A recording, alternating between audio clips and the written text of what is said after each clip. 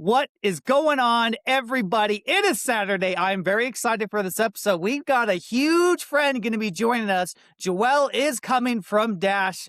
We had a great time in Las Vegas. But before we get ahead of ourselves, let's do the introduction, you guys. Hello, everyone, one and all. For those who haven't heard, THORChain is the world's leading Bitcoin DEX. You can swap 13 different blockchains across 41 different pools, soon to be 42 with Dash, without using bridges or wrap tokens. Check it out at swap.thorchain.org, swap.thorchain.org. Anyone in the world can use THORChain. There's no account to open, no KYC required, and privacy is a human right. The fees for swapping on THORChain are paid in Rune, and that's where the yield comes from. The fees are deducted from the swap, so you do not need to own Rune to trade on THORChain. THORChain has two tokens, Rune and TCY. The Rune token is deflationary as 5% of the revenue is burned. 10% of the protocol revenue goes to TCY token holders. Remember to stake the TCY tokens in order to collect this yield. There are no block rewards on THORChain. The protocol's revenue is real money paid by real users.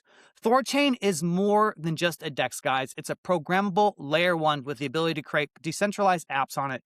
This app layer is being developed by Rujira.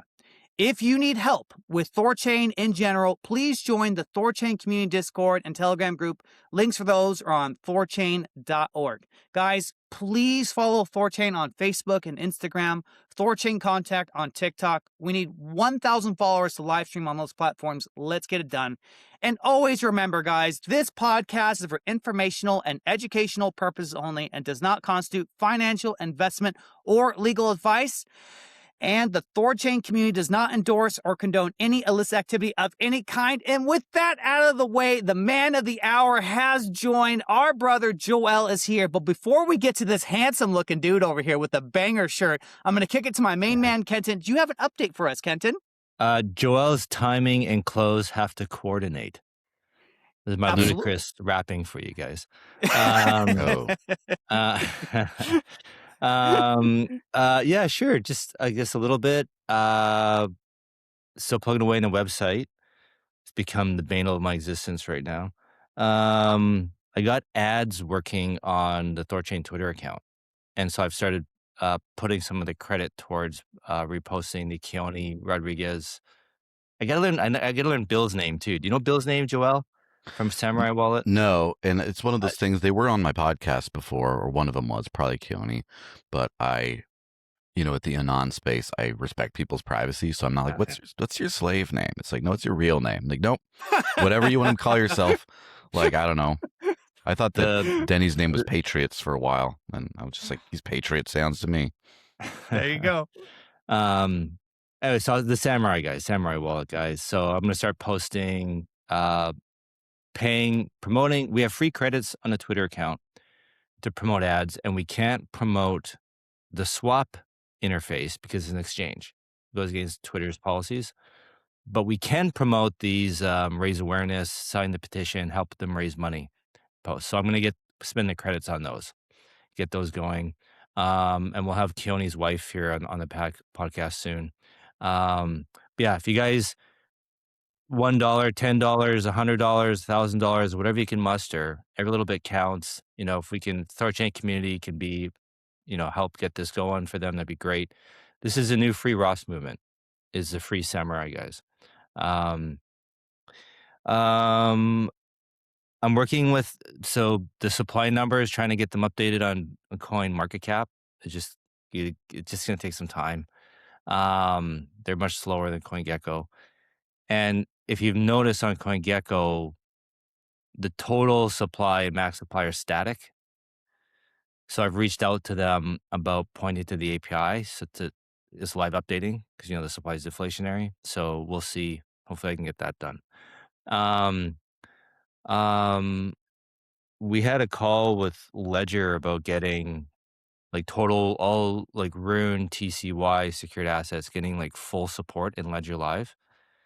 It's mid 6 figures, you guys. And then 6 figures annual maintenance. So, it's tough because these platforms, they know they have pricing power. They don't need us. We need them, right? Yeah. And, them supporting THORChain tokens isn't going to move their needle, right? Maybe if we were a top 10 token, fine.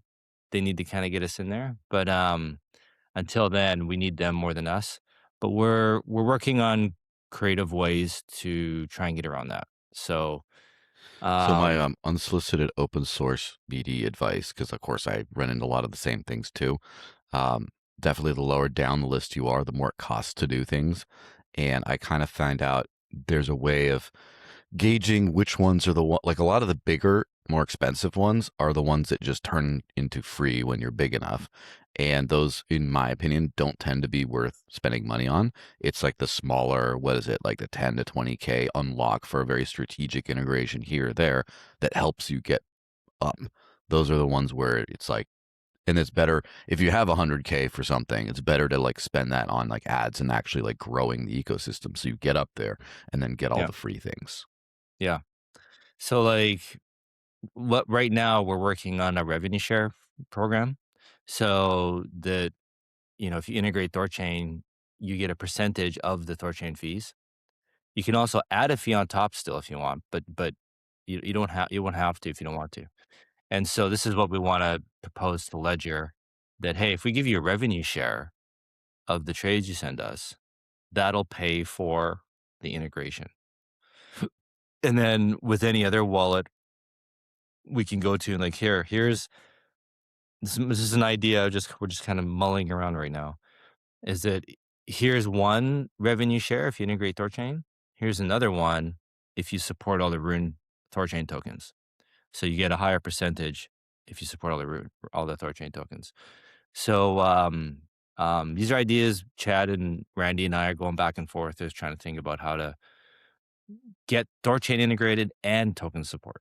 So we'll see how that goes. And yeah, I think that's good for me. Welcome, Joel. We know you. I think a lot of the THORChain community knows you, but just in case some people don't know who you are or Dash, can you just maybe give us a quick intro about Joel, the person, kind of what got you here, got you into crypto, and your involvement in Dash, and then after that, maybe we'll talk a bit more about Dash. Let's hear a bit more about Joel, the person. Yeah, thanks everyone. So my name is Joel, and I have been in crypto for a very long time. I would say long, not very, like 13 or so years. I was always my previous life was in politics and political nonprofits, specifically nonprofit fundraising and things like that. And I was always pretty much from my homeschooled origins, kind of a sound money advocate because I understood the history of money. Also, I grew up in Mexico and I saw when I cleaned out my late grandmother's house, they had all these pesos that were just no good anymore because the crash came in the 90s and like, oh, this fiat died. And then when the new pesos worked, these broke. So I never had this sort of very, I would say like old school, like American mentality of this is actually money for life. Like I understand it can break. And so at some point I like to tell people that Peter Schiff got me into crypto because it's semi-true. He had back when he had the Euro Pacific Bank, he had a gold-backed debit card. I thought that was just awesome that you could spend sound money, that you could not just have some gold ingots in your basement or something, but you could actually use it as your daily money. And in my process of trying to get a hold of one of those, then I heard about Bitcoin, started using it, and then as soon as I got the hang of peer-to-peer payments there, I understood, because this was before Venmo and stuff like that came out, where you couldn't really transfer bank to bank very easily in the US at least. And I understood, oh, this is amazing. I can just send it's like I can send little bits of gold to anyone anywhere in the world with just like a scan of a QR code and a send. I'm like, this is going to change the world. So I started using crypto a lot. That was around when I moved to New Hampshire for the Free State Project, which is an intentional community of people moving together to pursue greater freedom together. And eventually, by the end of 2015, I decided, you know what? I talk too much about this crypto stuff. I need to go all in. I'm going to only get paid in crypto. So I took whatever jobs would only pay me in crypto. Started out with Cointelegraph and then did some other things. And by the middle of 2016, I got rid of my bank account and have been kind of that way for the last 10 years. Somewhere towards the end of 2016, when the Bitcoin network stopped being very viable for payments. I ended up looking at other options, and Dash was the only one that could work for me at the time. So I mainly switched to that, got sort of involved in the Dash community, was involved for a few years, and around 2020 to 2024 or so, I kind of focused on my podcast, did other stuff. I did some work for the Zcash Foundation, other things like that. And then beginning of 24, I decided, you know what?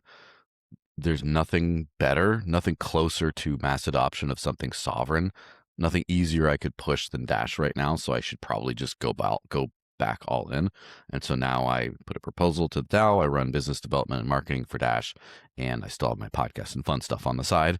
And I cyberbully Sailor on X for sport. So that's kind of me in a nutshell. So like, dude, this is one thing I like. I love you, man, because you're walking the walk. Yes. So like, you actually closed your fiat bank account. It's not that you don't use Yes, it. he did. You burn the ships. You Yeah, burned your bridges.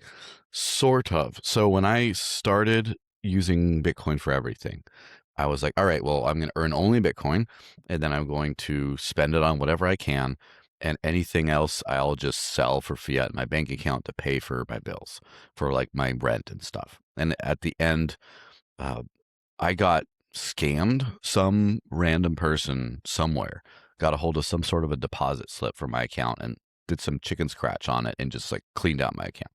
And so I was on the phone for days with the bank, like getting like, the fraud department and all that. And they're like, oh, yeah, yeah. And they reversed the whole thing. And then they said, look, we got to close this bank account, but we're going to open you up a new one. I was just like, wait a second on the new one. And I just like thought about it, and I just ended up never coming back to doing it. So the bank actually closed me out, but they wanted me back. And I just was like, let me think about it. And I just never went back. So that's kind of where that ended up. That was my question, man. I was just wondering what that singular moment was where you just cut the cord, right? You cut the umbilical cord and you were done. And it was a failure of the system. It was that fraud. Well, that's so interesting, man. Of course. And how was it? Okay, how was those first like few weeks, like when you just were done? Was it really hard for you, like to figure out how to pay everything? Like, could you break that down a little bit? Yeah. So first of all, I understood that this is like an experiment I'm living. I'm just going to see it. I'm going to see if it works, right? It's like the great spirit of experimentation. And so my kind of, at the time, you still did have some exchanges and things where you could get decent infrastructure, but I didn't want to go into a crypto bank. I wanted to try to see the sovereign life work. So my sort of soft rules, which I held to this day for the most part, right, is self-custodial, no KYC, because I have to be able to be like, all right, well, this has to be uncensorable. And so as long as it's technically in this zone, I can kind of say with confidence that this is how it works. So in very much more recent times, like last couple of years, I tried out some KYC things for like a bill pay solution, or for example, I have a Coinbase card for when I travel.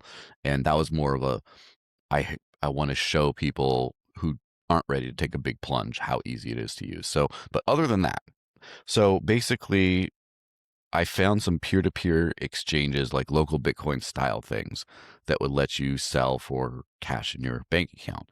And so for me, that was like okay, I get to like cash out and do this. So when the bank went away, basically cash was still on the table, right? As far as those peer-to-peer things, now I could just sell to a person, get cash instead of something in the bank account, and then can you pay your rent in cash or something like that? Although I have paid rent in crypto as well.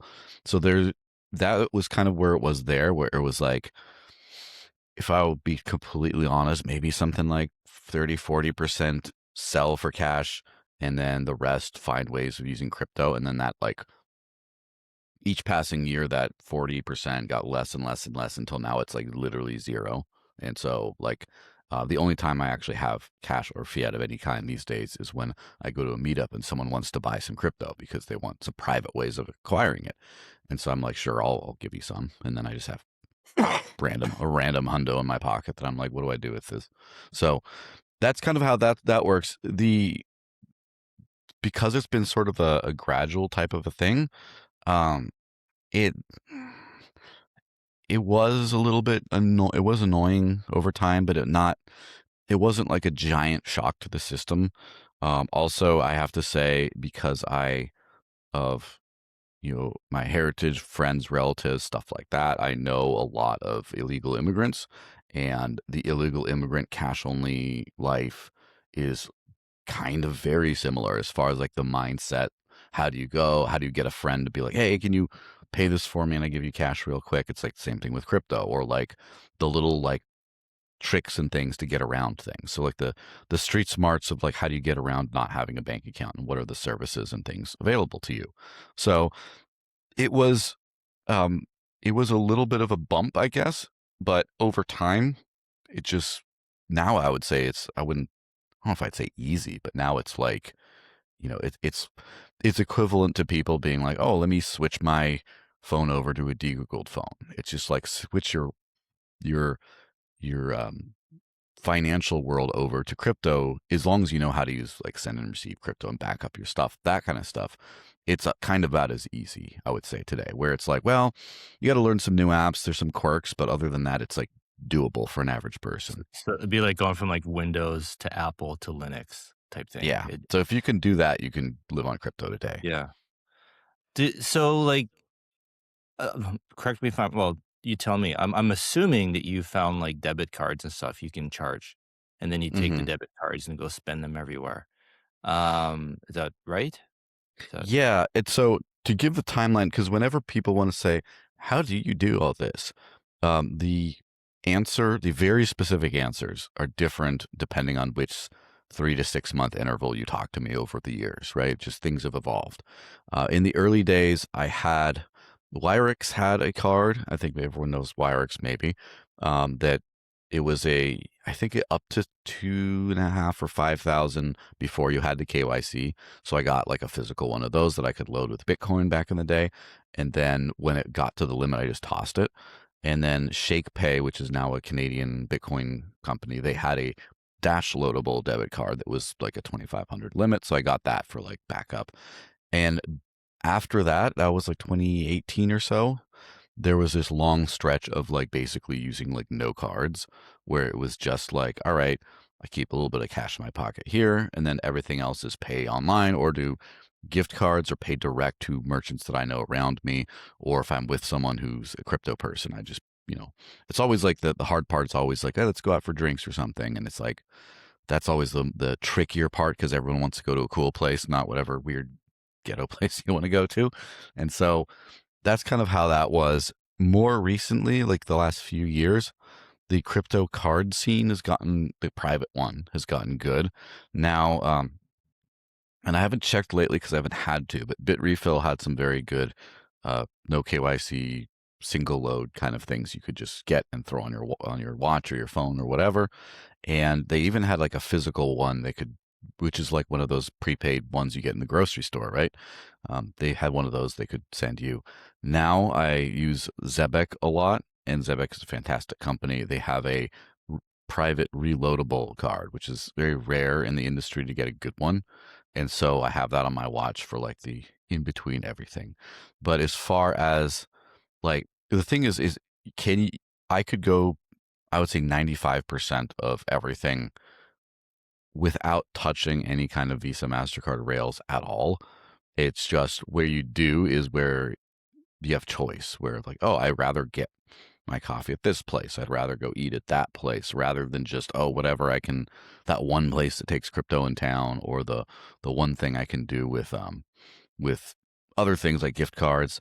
And I think that we will not need cards to live a comfortable crypto life within like 3 years or something.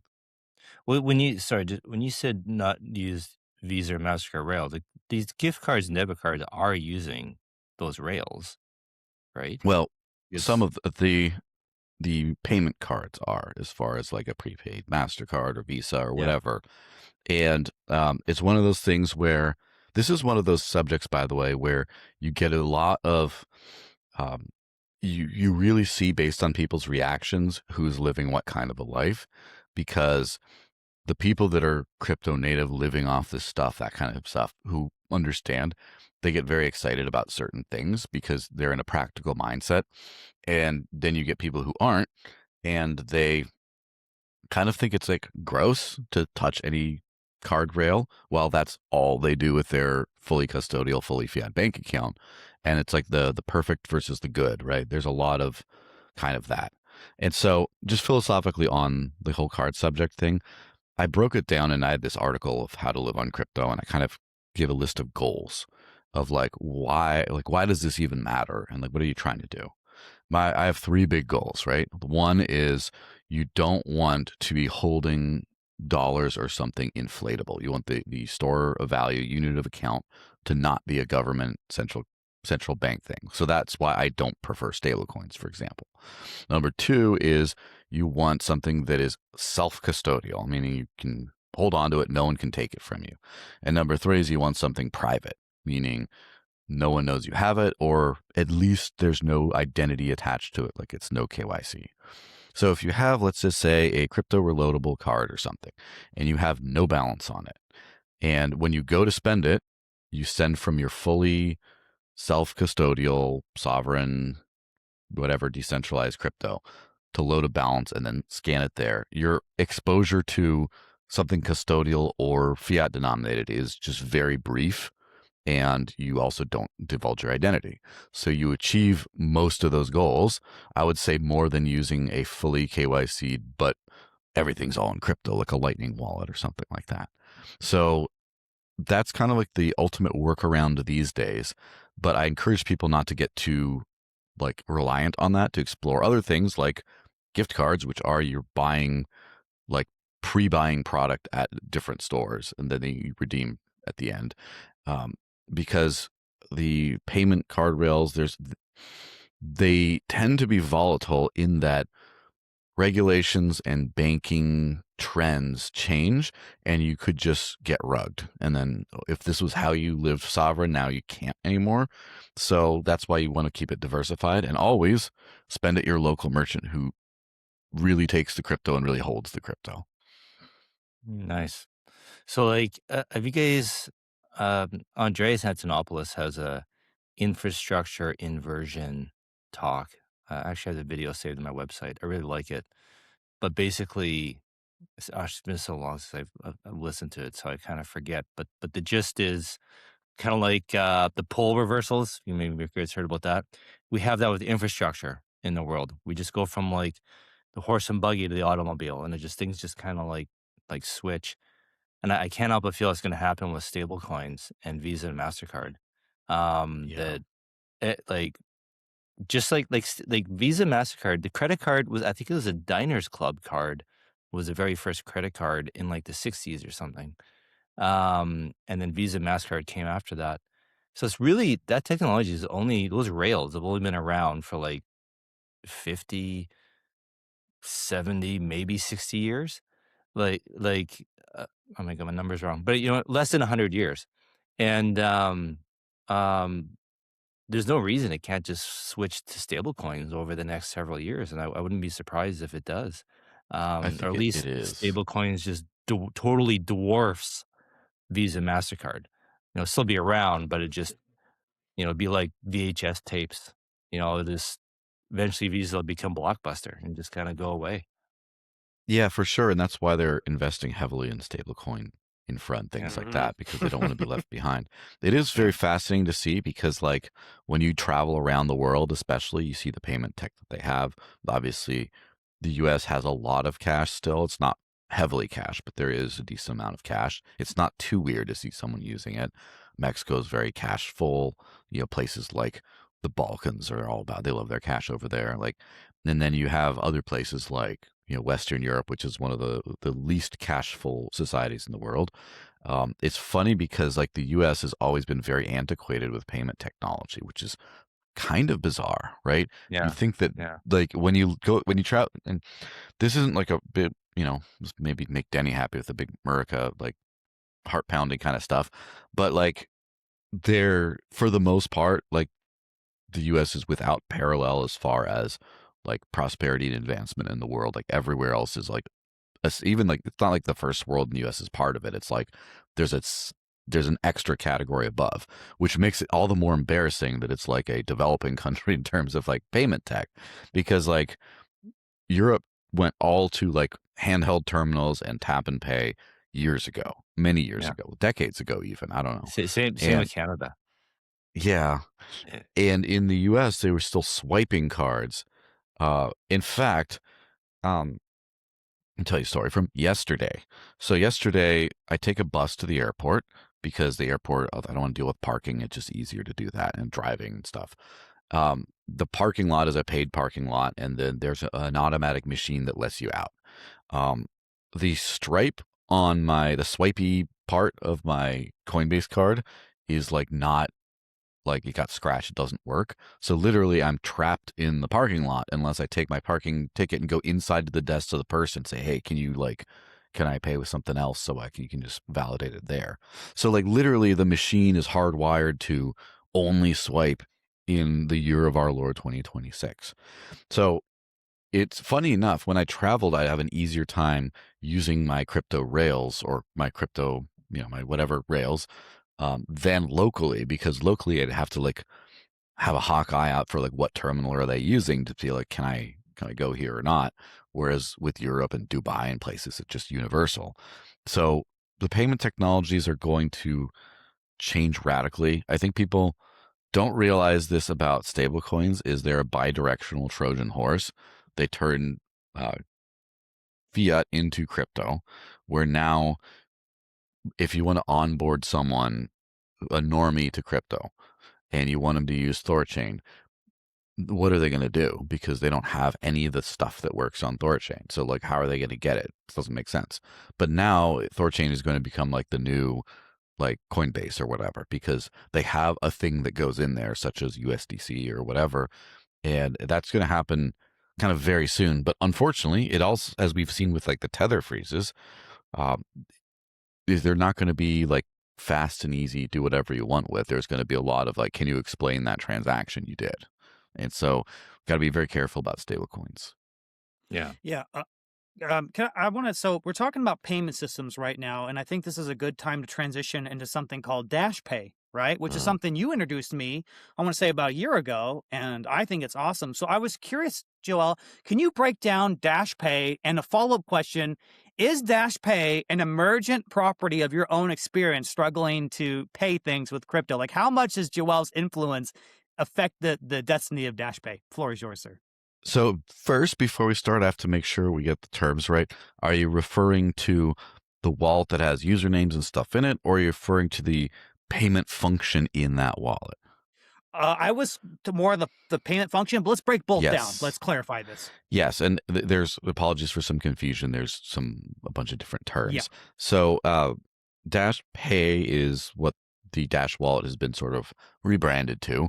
It just it's just a simple name change. That basically the key part of that is it has some very cool usability features, notably usernames, contact lists, and encrypted metadata. And so you have kind of everything right in there to give like a very social payment experience. So like, for example, if I want to send money to someone, I just look them up in my contact list, just send money to them, and it's private. It's not like a static address where everyone can see where you're going. And then you can say, dinner for, payback for dinner or whatever. And all that's encrypted on the blockchain. So if you lose your phone, whatever, you restore your wallet from its seed, all your who you paid, not just what was that transaction again? You have to look at that address in your Excel spreadsheet or whatever. Like it's all there. So it makes it like an actual usable social payment experience. There's this other feature called Dash Spend, which basically is a sort of catch-all spending feature that we're really kind of layering on a whole bunch of different providers and things to make it so you can actually spend Dash in the real world everywhere. So one thing I have to, I guess, emphasize, and this is a big part in the Dash experience, is Dash has this function called Instant Send, where every transaction that goes out there within about a second, it gets locked and is permanently irreversible. And because it's a proof of work chain at its core, you still do have blocks coming through.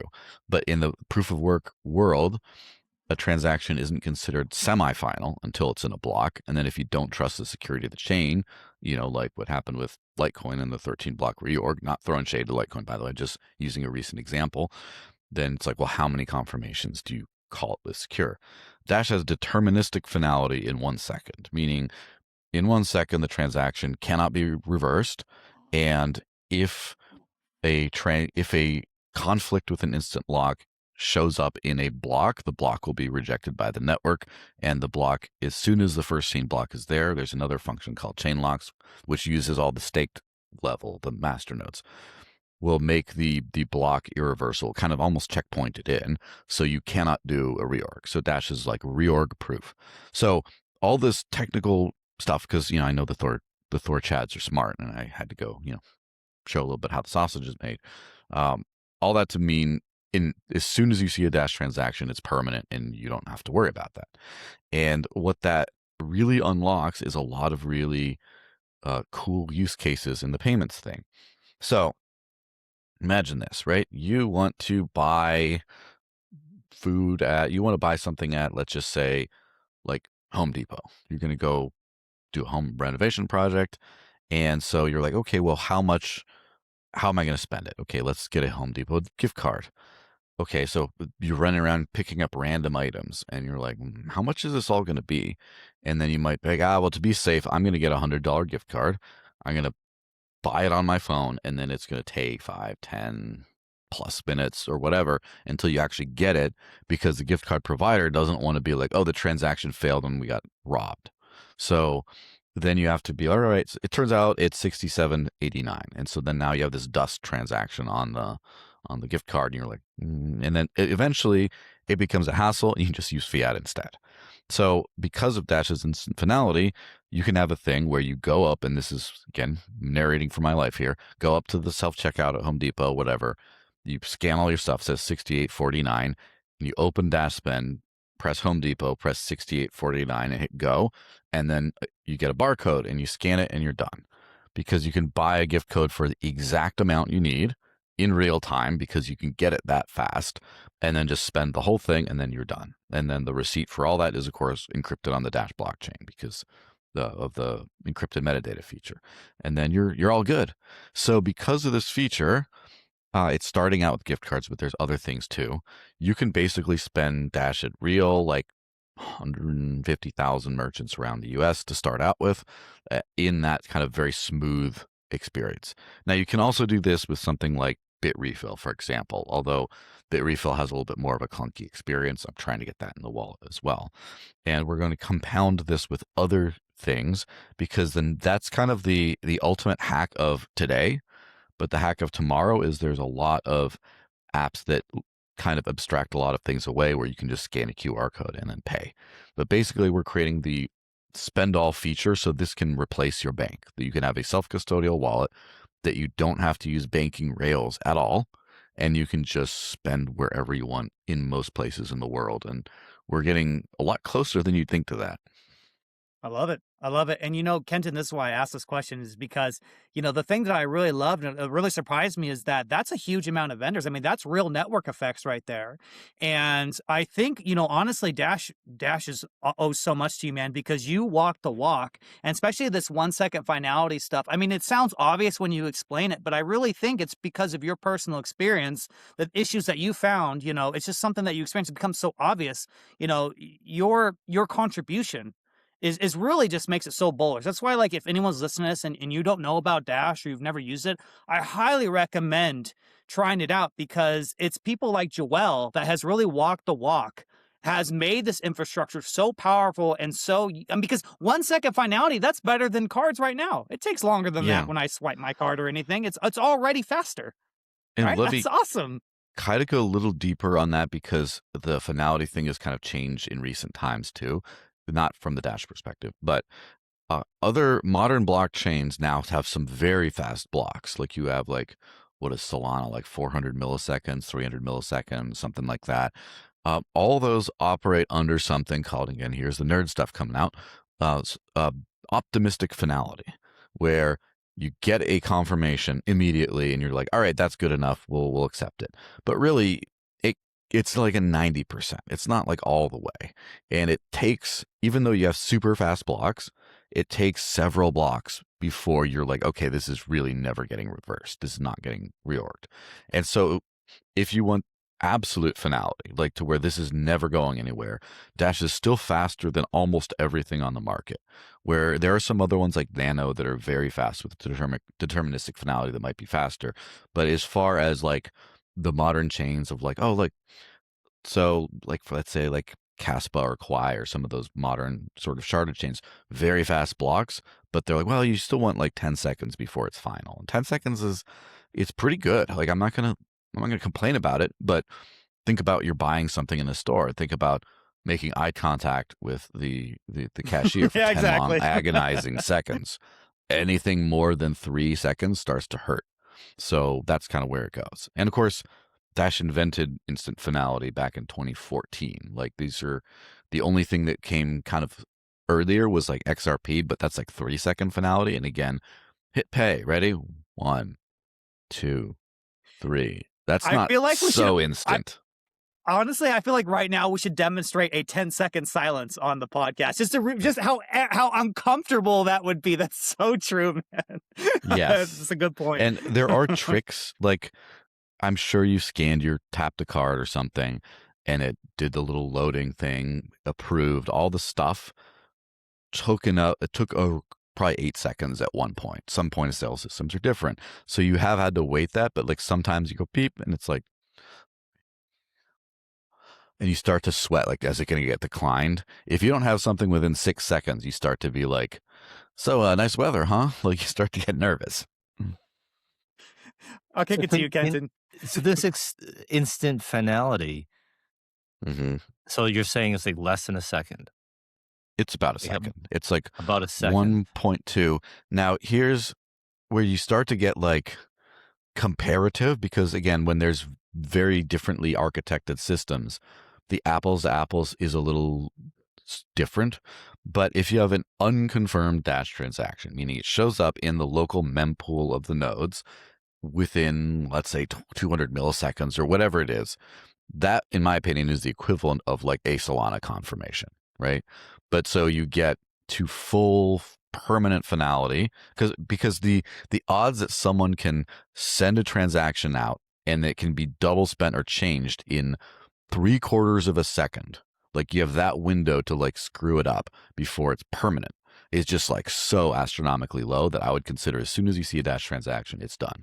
Now, within 1.2 seconds, you have the actual instant lock on it. You can see on a block explorer like BlockChair, for example, and that means it just cannot be reversed. So like, why doesn't everyone do this? Why is Dash different? How come Bitcoin can't do this? Bitcoin Cash, whatever. Like, how does Dash do it and nobody else do it? Like, did you have to? Is there a trade off? Are you guys more centralized? Is there less miners? Is other things happen? Yeah. So everything is some sort of a trade off or a deal, but a lot of times you get a way better deal out of it than people that don't do it. So how it works is you have Dash is 100% proof of work at the base layer, but then there's the Mastodon network, which offers a lot of these features on top of that, which is a staked layer. So it's a hybrid system. And first of all, a lot of people love proof of work, and they have some good reasons for it, some questionable reasons for it. I don't know. If people get really emotional about proof of work. And so whenever you introduce any kind of a staked element, people's shitcoin radar starts going off and they just don't like it.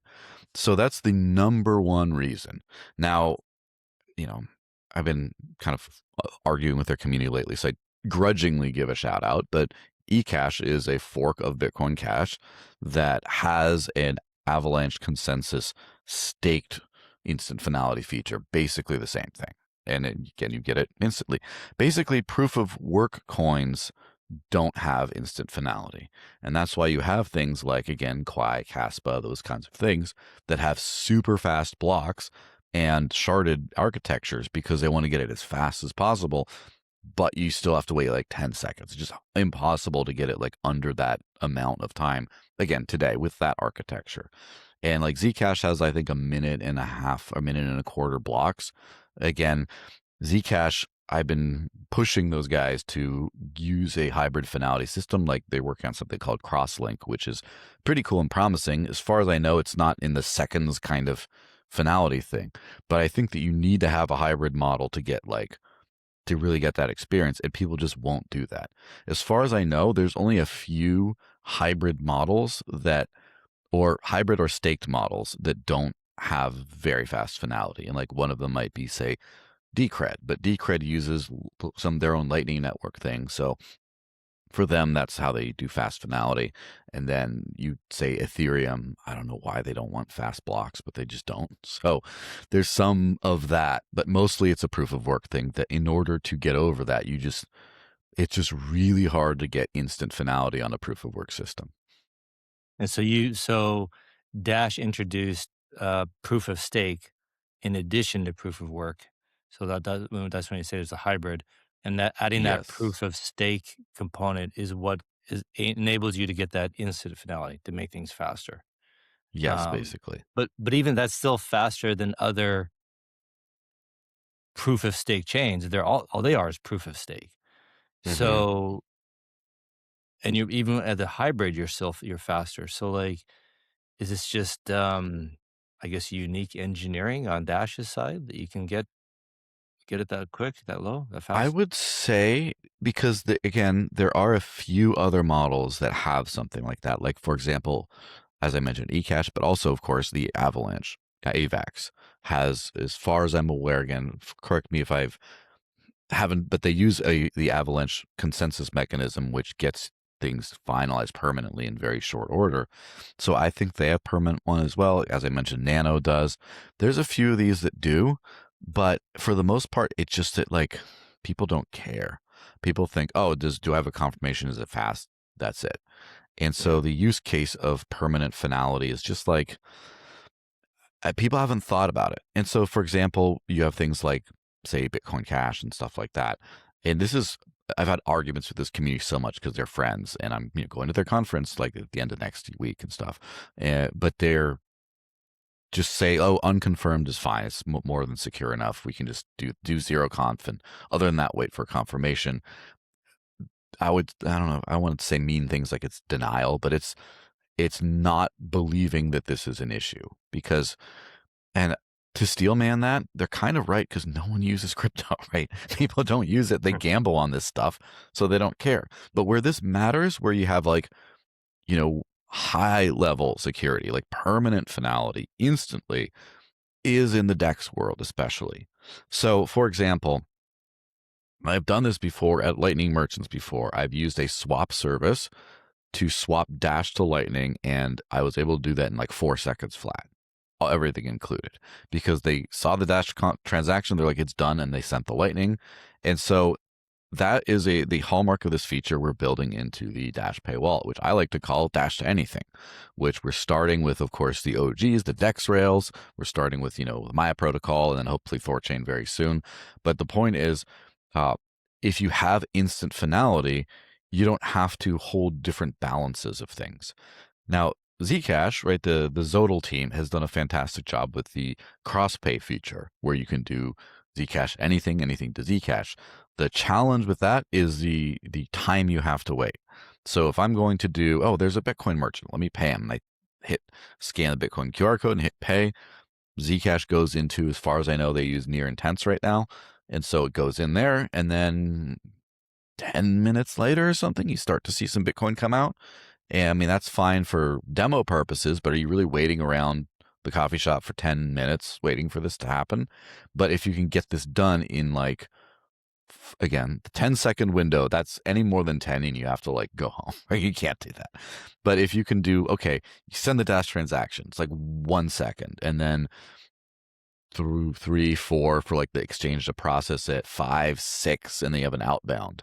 Then it's all right, well, you can have all your money in Dash and you can send to any other asset in the world, and in real time. That's where this really becomes cool.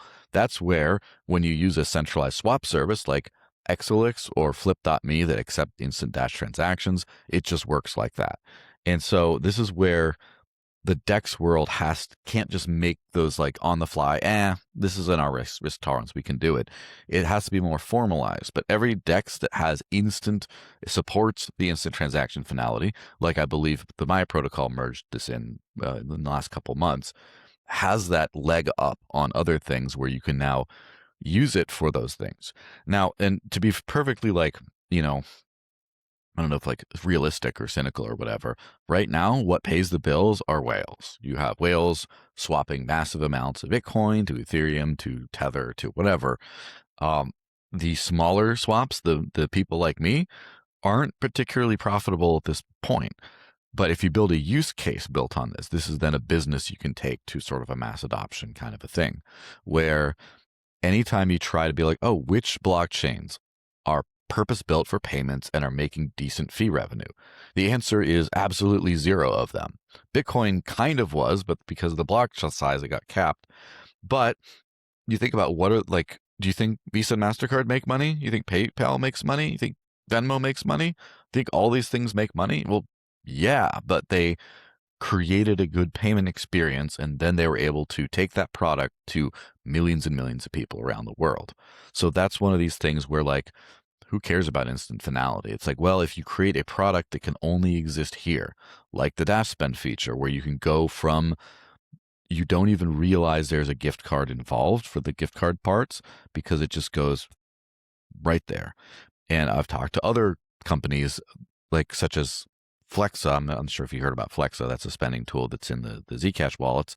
But how Flexa works is you send a payment to a merchant, and the AMP token holders collateralize that payment, sort of guaranteeing it as insurance until it reaches final finality, so that you're able to say, all right, you can just accept it as soon as it shows up, because the risk, someone else is dealing with the risk. Now with Dash, there is no such risks. You don't have to pay token holders staking rewards in order to collateralize these payments to make them work. And then you get things that are cheaper.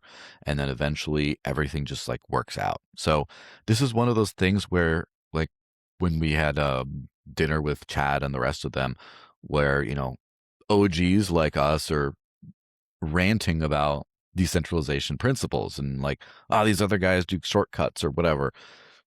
At the end of the day, if you have to build your tech on solid things. You have to build on first principles of decentralization, first principles of securities, first principles of easy use from the ground up. And then you don't have something built on sand that then collapses if you can't maintain it properly. Well, the Kelp DAO hack layer 0 thing is a great example. Insane. Again, hopefully everyone watching this has seen my rant on that, but that was that was unbelievable. Let me just say. If you haven't seen a good Joel rant, you're missing out. Go check it out. There's only one. Just so curious about the proof of work, proof of stake on Dash. Can I do one or the other? Can somebody just do proof of work and just do proof of stake, or do you have to do both if you're like mining or running a node on Dash? So this is where nuance comes in, because there are a lot of hybrid systems these days, like Xano and Decred and stuff, and they all do things a little differently. For example, how Xano does things, I believe, from what I've been told, I'm not an expert, is you have miners and you have stakers, and they alternate producing blocks. They're both block producers, and they're both networks. So one mined, one staked, one mined, one staked. So it's a perfectly hybridized system. Dash technically is a purely proof of work system, meaning you have mining, you have the whole thing. It just, if the entire staked layer disappeared like this, the network would run just like nothing. It just, you wouldn't have those extra security guarantees of instant transaction finality and the reorg protection. So it's kind of like, it's a very resilient system in that you have a fully functional, like, mined proof of work system that just the miners produce all the blocks. The masternodes just see the first block on the network and make sure that reorgs can't happen, that's the locked in block. Sorry. Does the proof of stake is it kind of like work like lightning on Bitcoin? Like, it's whoever's staking the Dash tokens, that's what's actually getting moved around. No. No? Okay. It's just a sort of like a checkpointing type system where you have to run a staked masternode in order to do this, that determines what transactions get rejected or accepted in the network. So this is where things get a little bit like, again, we're going full nerd mode, but that's fine by me because I like this stuff. Yeah. Dash is technically the terminology is starting to get a lot fuzzier now, but it was technically a proof of work, proof of service hybrid, because masternodes were service nodes meant to do extra services on the proof of work network. So the first thing they did was the privacy function, offer a integrated coin join feature where you didn't have to trust some weird server or some company or anything like that. It's built into the network to provide privacy. And they're paid, again, not to be stakers, but to do that. And then the instant finality was also 2014. But again, that's a feature that they provided to the network. And it wasn't until 2019 that all transactions became instant. It wasn't opt-in anymore, but also that we had the hybrid security model. So from 2014 to 2019, Dash was just the miners. Now you have the masternodes that offer that extra reorg protection since 2019. And so it's dipping its toes into sort of proof of stake style territory, but it's still fundamentally proof of work, meaning the miners produce all the blocks. And it's if the miners disappeared, there really wouldn't be much of a network. Whereas if the masternodes disappeared, you could still run a, not a kind of more old school, like Litecoin style chain. Now, where this gets a little bit more complicated now, as of 2024, there is a separate blockchain called the evolution chain, which is technically, I would say, an enshrined sidechain, where it's a loosely Cosmos-based chain. So kind of like THORChain, it's like it inherits some Cosmos stuff that does all the usernames, the contact list, the encrypted metadata, tokens, NFTs, writing data. So like we have a decentralized X clone called Yapper that like all those posts are written on the evolution chain, things like that. So that one is run by a subset of masternodes called evolution masternodes, which run both core, meaning the main blockchain stuff, and run the evolution chain. And so the evolution chain is actually pure proof of stake, meaning there's no mining involved in that chain. There's 1 second block finality. It uses something called a SBFT. It's a novel PBFT is what I think THORChain uses, which is a practical Byzantine fault tolerance consensus mechanism with like a subset with the 100 nodes or whatever cycling in and confirming transactions. This is where I start to just repeat more terms than fully understand all the inner workings. So please bear with me on that disclaimer. At least I'm not like those podcasters that that's all they do and there's no disclaimer. But the scalable built Byzantine fault tolerance uses a subset, a quorum of the 300 to 400 Evo nodes to rotate through transactions. And so with 1 second there, the block is deterministically final. There's not like multiple rounds kind of thing. So because of the way that works, that chain is purely proof of stake. And I'm not 100% sure. I'm sure the devs would say like, well, actually we have to do this one thing first. But I think if you knocked out the mining network entirely, like the miners stopped producing blocks, I believe the evolution chain could still keep on producing and doing their transactions in the purely staked thing. So there's sort of like 3 layers of the network and 2 chains. And you can take out the miners and the staked part would, in theory, or maybe we have to change some things, keep working. And you could take out the evolution master nodes and that chain would stop, but then the normal Dash network will keep working. And if you take out them and the master nodes, then the proof of work thing still keeps working. So it's kind of an interesting layered system like that. So, sorry, Joel, I don't think I got an answer to my question. I can just mine Dash if I want to, or I can just stake Dash if I want to. I can do. I don't have to You do can both. do I can either do one one. or the other. Yeah. So now the way masternodes work technically is you have 1,000 units of Dash or 4,000 for evolution masternodes, and then you move into address in one transaction, and then you use that to generate a collateral key and you run a node and then you get paid. The funds are not locked up at all, meaning your master and collateral can be moved at any time. And again, 1 second finality, all that. Your node will go down. You won't be paid. And so it's kind of unique in like these proof of stake style systems in that there's no slashing either, meaning you can just, it's full self-custody. You can do whatever you want at any time, and you're never going to lose it. It's like literally cold storage in your hardware wallet, which most people do it that way, and you can earn on that. And I would consider it to be the lowest risk yield in the entire crypto space, unless you can count the volatility of the Dash, if the actual unit of Dash, but the APY has been somewhere around 7% for like most of the last 12 years. This is on staking, or Yeah, this is the masternode layer. But what about Yes. mining Dash? What kind of returns do you get there? I'm not exactly sure. I'm not very big into the mining world, and the miners of Dash have been very quiet. Like they're not as active as other communities, but it's the X11 mining algorithm, which came out around in 2014, has, I think, a combination of 11 different algorithms, and the Ant Miner, the D series is the main one ASIC people get, like the D, I don't know if we're D9 or whatever at this point, but that's kind of how it works. It's an ASIC mine coin. It's the top of its algorithm, and it's been out there for 12 years. So if somebody's got a Bitcoin miner, they can use that to mine Dash as well if they want? Oh, It's a sorry. different algo. So like that, Different. otherwise you could have one random Bitcoin miner just attack the crap out of the chain. But it's like, it's the same thing as, so basically, if you have mining equipment for Dash's algorithm, it'll mostly just work for Dash. There's a bunch of other random shit coins that are on the list that like are just like a 0.1% of the market cap or something. And yeah, because I know like Bitcoin miners, they mine a lot of them mine Dogecoin, and they'll make more money there. I think that's actually Litecoin, because Litecoin is both. merged. I've heard both, Litecoin and Dogecoin. They'll go back and forth between the three. But maybe I'm not exactly sure the inner workings of Dogecoin. I do know that Dogecoin is merge mined with Litecoin, so the same miners can mine both chains simultaneously. There's some other random coins that are merge mined together as well, but also like Bitcoin, all the forks, like whether it's Bitcoin Cash, Bitcoin SV, Bitcoin Gold, if that's still a thing, and then you go down to like even eCash and other things like that. And then there's going to be another eCash, and they're fighting over the name. And then there's going to be a few other forks. So there's plenty of things you can do with your SHA-256 miners. Cool.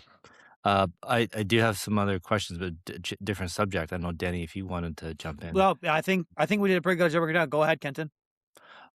So everyone talks about Monero is the best privacy coin. Zcash is the best privacy coin. What about Dash? We got to get like, so.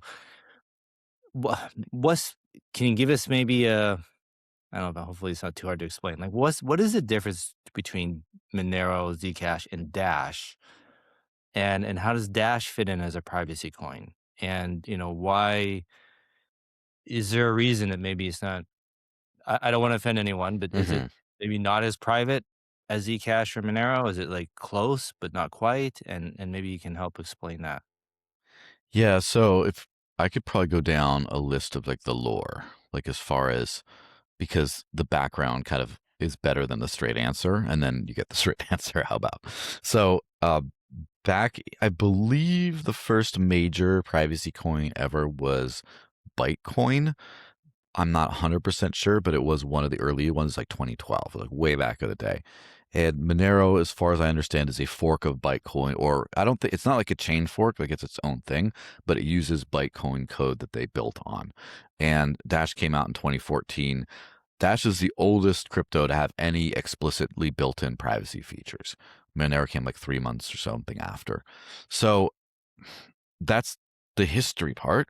Now to explain basic privacy in crypto, first of all, just to sort of hand wave something away, is like the network level privacy, meaning you run a node, you run a wallet, your IP address is kind of linked to your transactions. That kind of thing is something that, because that's something you can get around by using Tor, or you can use a VPN, or hopefully you're using NIM VPN, right? Because Mixnet better than Tor, all that kind of cool stuff. Anyway, mainly when people think of like what is private, you have two big things that you're being, it's your on-chain transactions, your actual transactions, and it's your transaction graph and your amounts. Those are the two big things you're trying to hide.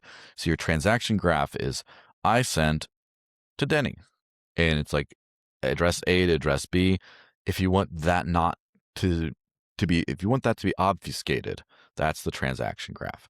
And then what if I said, well, I sent to Denny and everyone knows I sent to him, but no one says how much I sent to him? That's the amount hiding. So now let's get down to the historical. Again, apologies for being such an unk here, but it's, you know, is what it is. Dash and Monero were like the two, because Dash was called THORChain for most of 2014. That was kind of the first thing.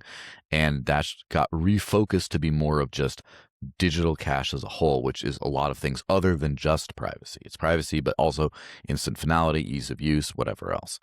So Dash and Monero were the two ones hitting head to head, and there was a lot of really aggressive trolling happening at that time. I think you see kind of today with like the Zcash Monero dynamic. That was the Dash Monero dynamic back in the day.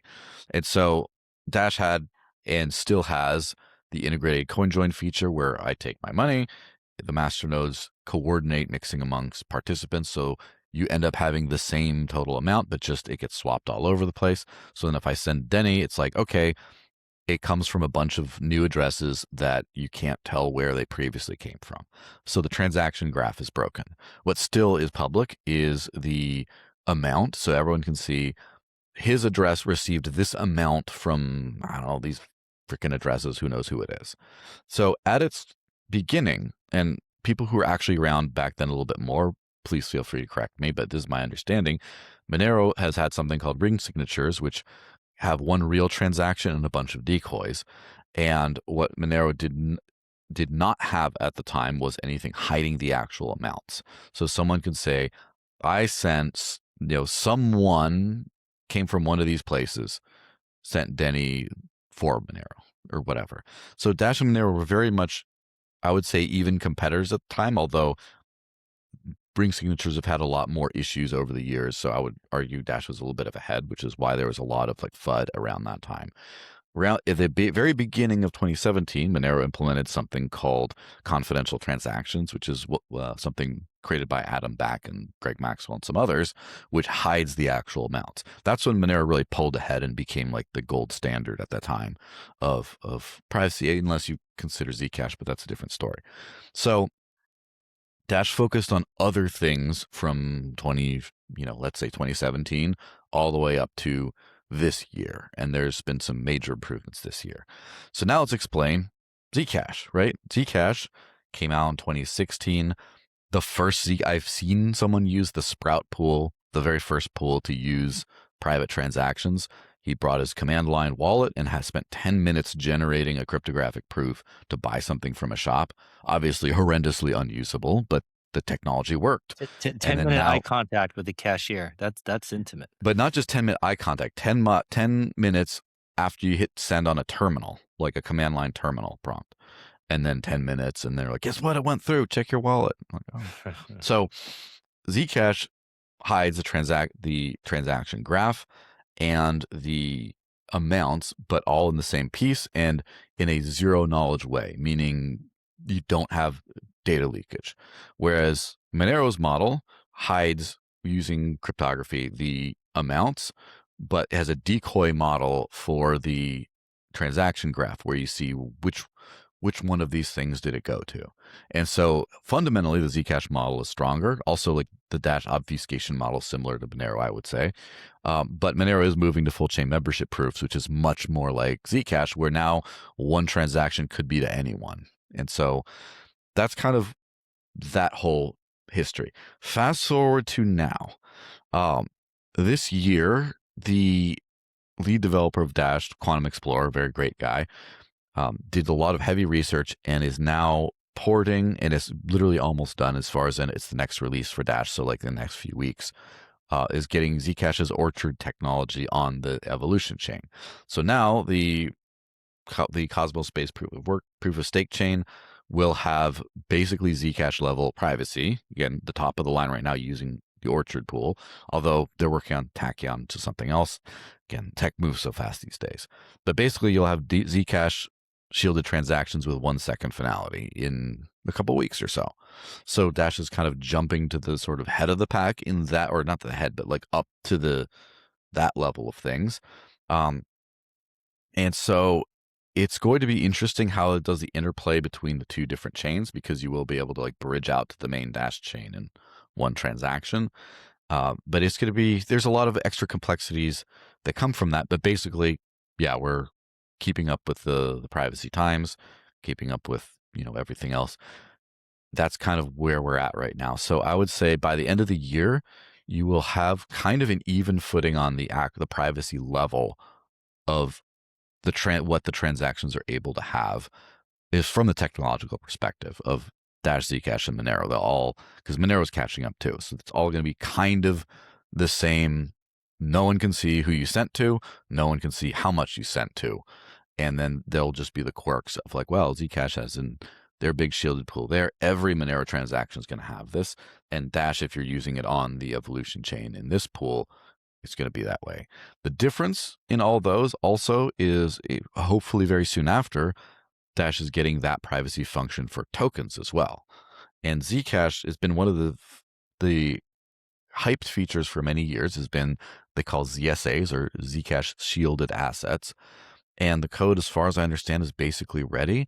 But the community sort of, and there's so much politics beyond this. So, if you want to talk to the Zcashers, you can get the whole thing. They've sort of done an about face on it and are probably not going to move forward, at least in the short term, with doing shielded assets. So Dash is getting Zcash shielded assets before Zcash, kind of. And maybe Dash will act as a test net for, is there demand for a fully private stable coin, for a, fully private whatever, and how does that work? And then Zcash might be, this actually looks pretty good. Let's go back and actually do it ourselves.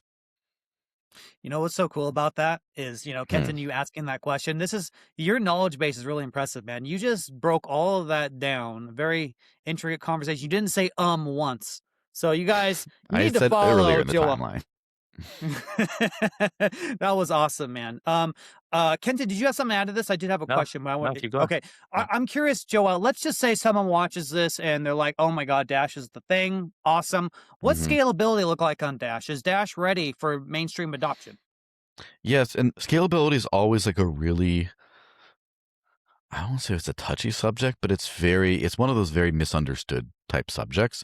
But basically, a couple things. First of all, on the main Dash payments chain, is a UTXO proof of work chain. First of all, in 2016, the DAO voted to pursue a on-chain big block scaling roadmap. So that's kind of the way things are. Right? We have done university research in, I think, Arizona State University. Released a research paper about Dash specifically in 2018 about that, where they simulator tested Dash with, I believe it was the XThin block propagation technology, and we got up to around half of PayPal's daily volume pretty easily without, again, they didn't test higher than that. They could have been higher. The reality is, and you hear crypto researchers such as Justin Bonds and people like that talk about this as well, UTXO purely payments-based scaling is very, nothing's easy, but it's very doable at large scale, because this is where it gets very technical, and I'm like a 70% on this, so there might be some stuff that sounds slightly dumb, but basically, when you have an account-based system, which is what most like proof of stake type cryptos have, like the Solanas of the world, the ETHs of the world, each address is an account and has a balance. And so anytime you want to, like every block, you check all the addresses and see what are the updated balances. So when I send you a transaction, it subtracts this much from my account and adds to your account. But so in order to do that, it has to go check across every address, right? You have to tally all the addresses or all the accounts and then see which one's changed. And that's very necessary for things like DeFi, where you really want to see where all the pockets of money are everywhere, because they're all interacting with each other. Now, when you proof of like UTXO coins, like the Bitcoins of the world, Dashes of the world, whatever,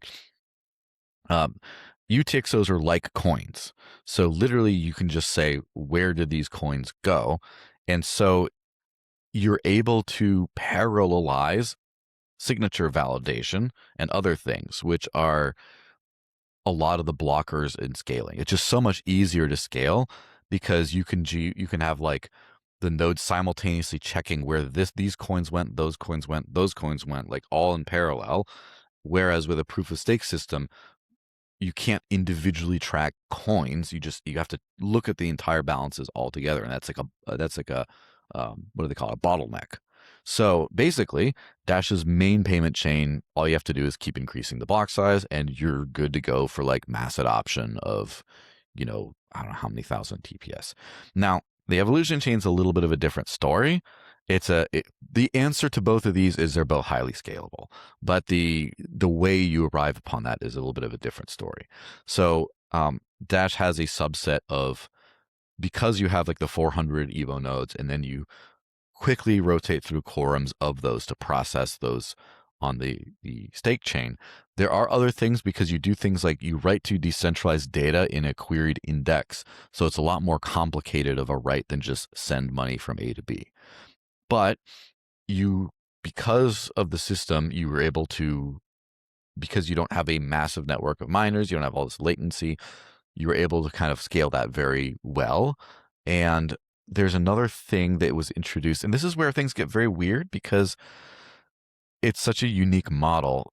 The evolution chain has an addressing system, which is kind of like a UTXO system, but it's not. So as far as I know, there's nothing quite like that.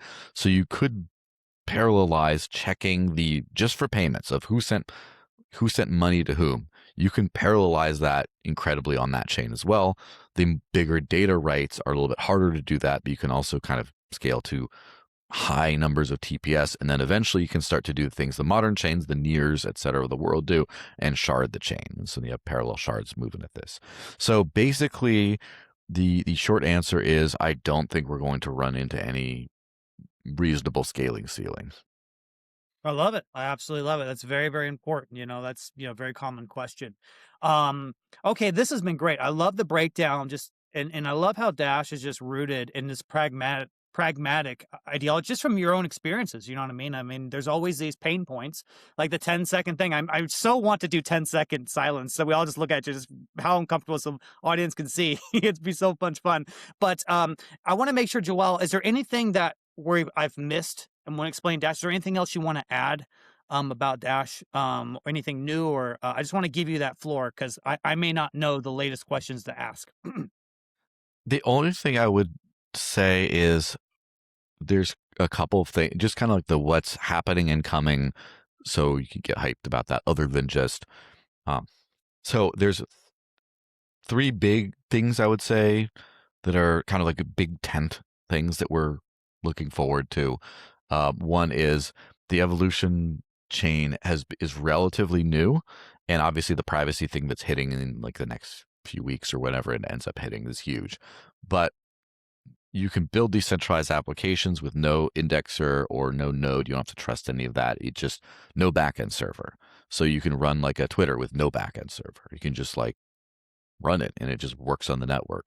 And so a lot of like Web3, what we call Web3, tends to be overly convoluted, like complex prediction markets and stuff like that. But as far as what Dash does better than anyone else, as far as I'm aware, at the root technological level, is Web2 style apps that just run where you own your own data. So like a Twitter, that you run your own data in your account, and all your data is yours. Like a password manager, like a blog, like just all the old school basic stuff. That the reason why we as a collective are all using Web 2 is because it just works. No one's using Web 3 for all of our stuff that we use.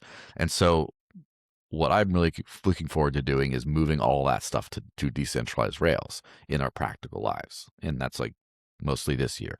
The Dash website itself there's a version, and this is alpha. You don't share this around too much. Entire internet that's watching. But if you go to dash.dev, there's a version of the Dash website that's completely on decentralized rails. I believe it's a mixture of the Dash Evolution network and some other blockchain storage solutions like Arweave and things like that. But it's, again, the compare dash.org to dash.dev, and you can see the fully decentralized version. So basically, that's something I'm really excited about because it's almost completely untouched in our ecosystem, and we're finally getting to it. Number 2 is we're rapidly onboarding payment providers and things like that. So obviously we had like the Dash Spend feature with a few 100,000 merchants around the US mostly, and you can go to other things like use the Zebit cards or BitRefill or whatever to spend elsewhere. We also onboarded a merchant called Eon Pay, which has 50 million merchants around the world, mostly Southeast Asia. You can do things like go to a KFC in the Philippines and scan the QR code there and pay with Dash, and it just goes. And so we're uniting a few of those other providers and then getting them all into the wallet. So you can spend Dash almost anywhere in the world kind of vibe. It should be a lot closer than you think. Like I'd hope that by the end of the year we get a lot of that stuff in. And then the final one is, of course, very convenient for this show, is getting the whole Dash to anything to Dash feature baked into the wallet using decentralized rails.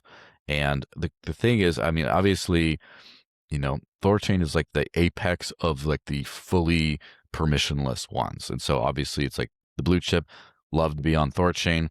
If so, you get something that very few other coins have, which is the triumvirate. When Yes. it's happening. Yeah, It's more of a coming. when. Yeah. Yes. So you get, if of all the coins that are on Near, Intense, THORChain, and the Maya protocol, all three, it will only be Bitcoin, ETH, Zcash, and Dash. So it's like a very short list of like the most adopted on dexes, on cross-chain dexes kind of thing. And that makes it like rock solid to where you don't really have to worry about like delisting at this point, because Dash has been affected by delistings more than any other coin, I would say. You had in the early like More than privacy Monero? days. Yeah, because Monero wasn't listed to begin with. Monero was already spicy, but then we had like, we're still on Binance and Coinbase and Kraken and all those big ones, but Dash had a lot of centralized exchange listings all over the world, and because of the privacy coin FUD, like lost a lot of that. That's why we were showing up in the ChaosNet days trying to get into THORChain. That's why we got into Maya. That's why we were there, because of this like trauma, this like PTSD of like, oh, we're getting like cut off. And so this is important to us. And like the Monero community has always been sort of like messing around with peer-to-peer atomic stuff. And like, I think you've sort of witnessed this, that amongst the core adherents in the Monero community, it's sort of taken some education to get them excited about THORChain.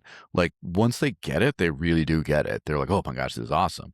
But they weren't like, we need this, like as soon as they hear it exists. They kind of figure like, oh, they'll delist us, we'll be fine, whatever. And it wasn't the same because they weren't listed to begin with as many places. So for me, this is like a giant step forward with Dash, where because you had that FUD, and then you also had the SEC FUD, where anything that had anything like a treasury or a staking thing, people were terrified of the SEC suing and stuff like that. So you had like massive FUD from all angles. It mostly hits exchange listings. And now to not have that albatross around the neck is just like, so good. Yeah. Well, that's our end game for THORChain is that we become the biggest exchange. We have all the volume, right? So the token getting delisted from a SEC should be a non-event because the majority of their volume is on THORChain anyway. So yeah. Also known in the parlance of our time, delist these nuts. That's right.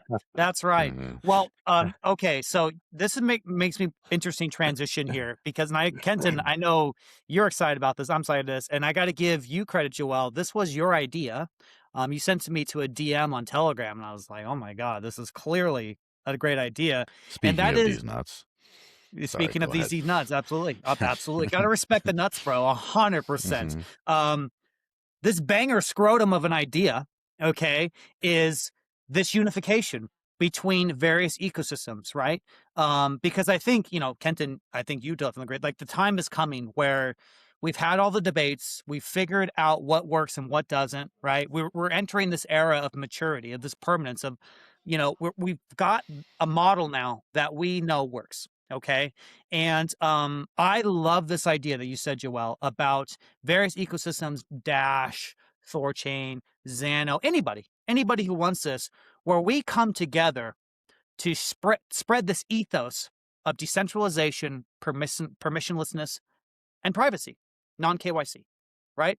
So maybe I'll give it back to you, Joel. Maybe you want to expand a little bit on it, because I think it's terrific. Terrific.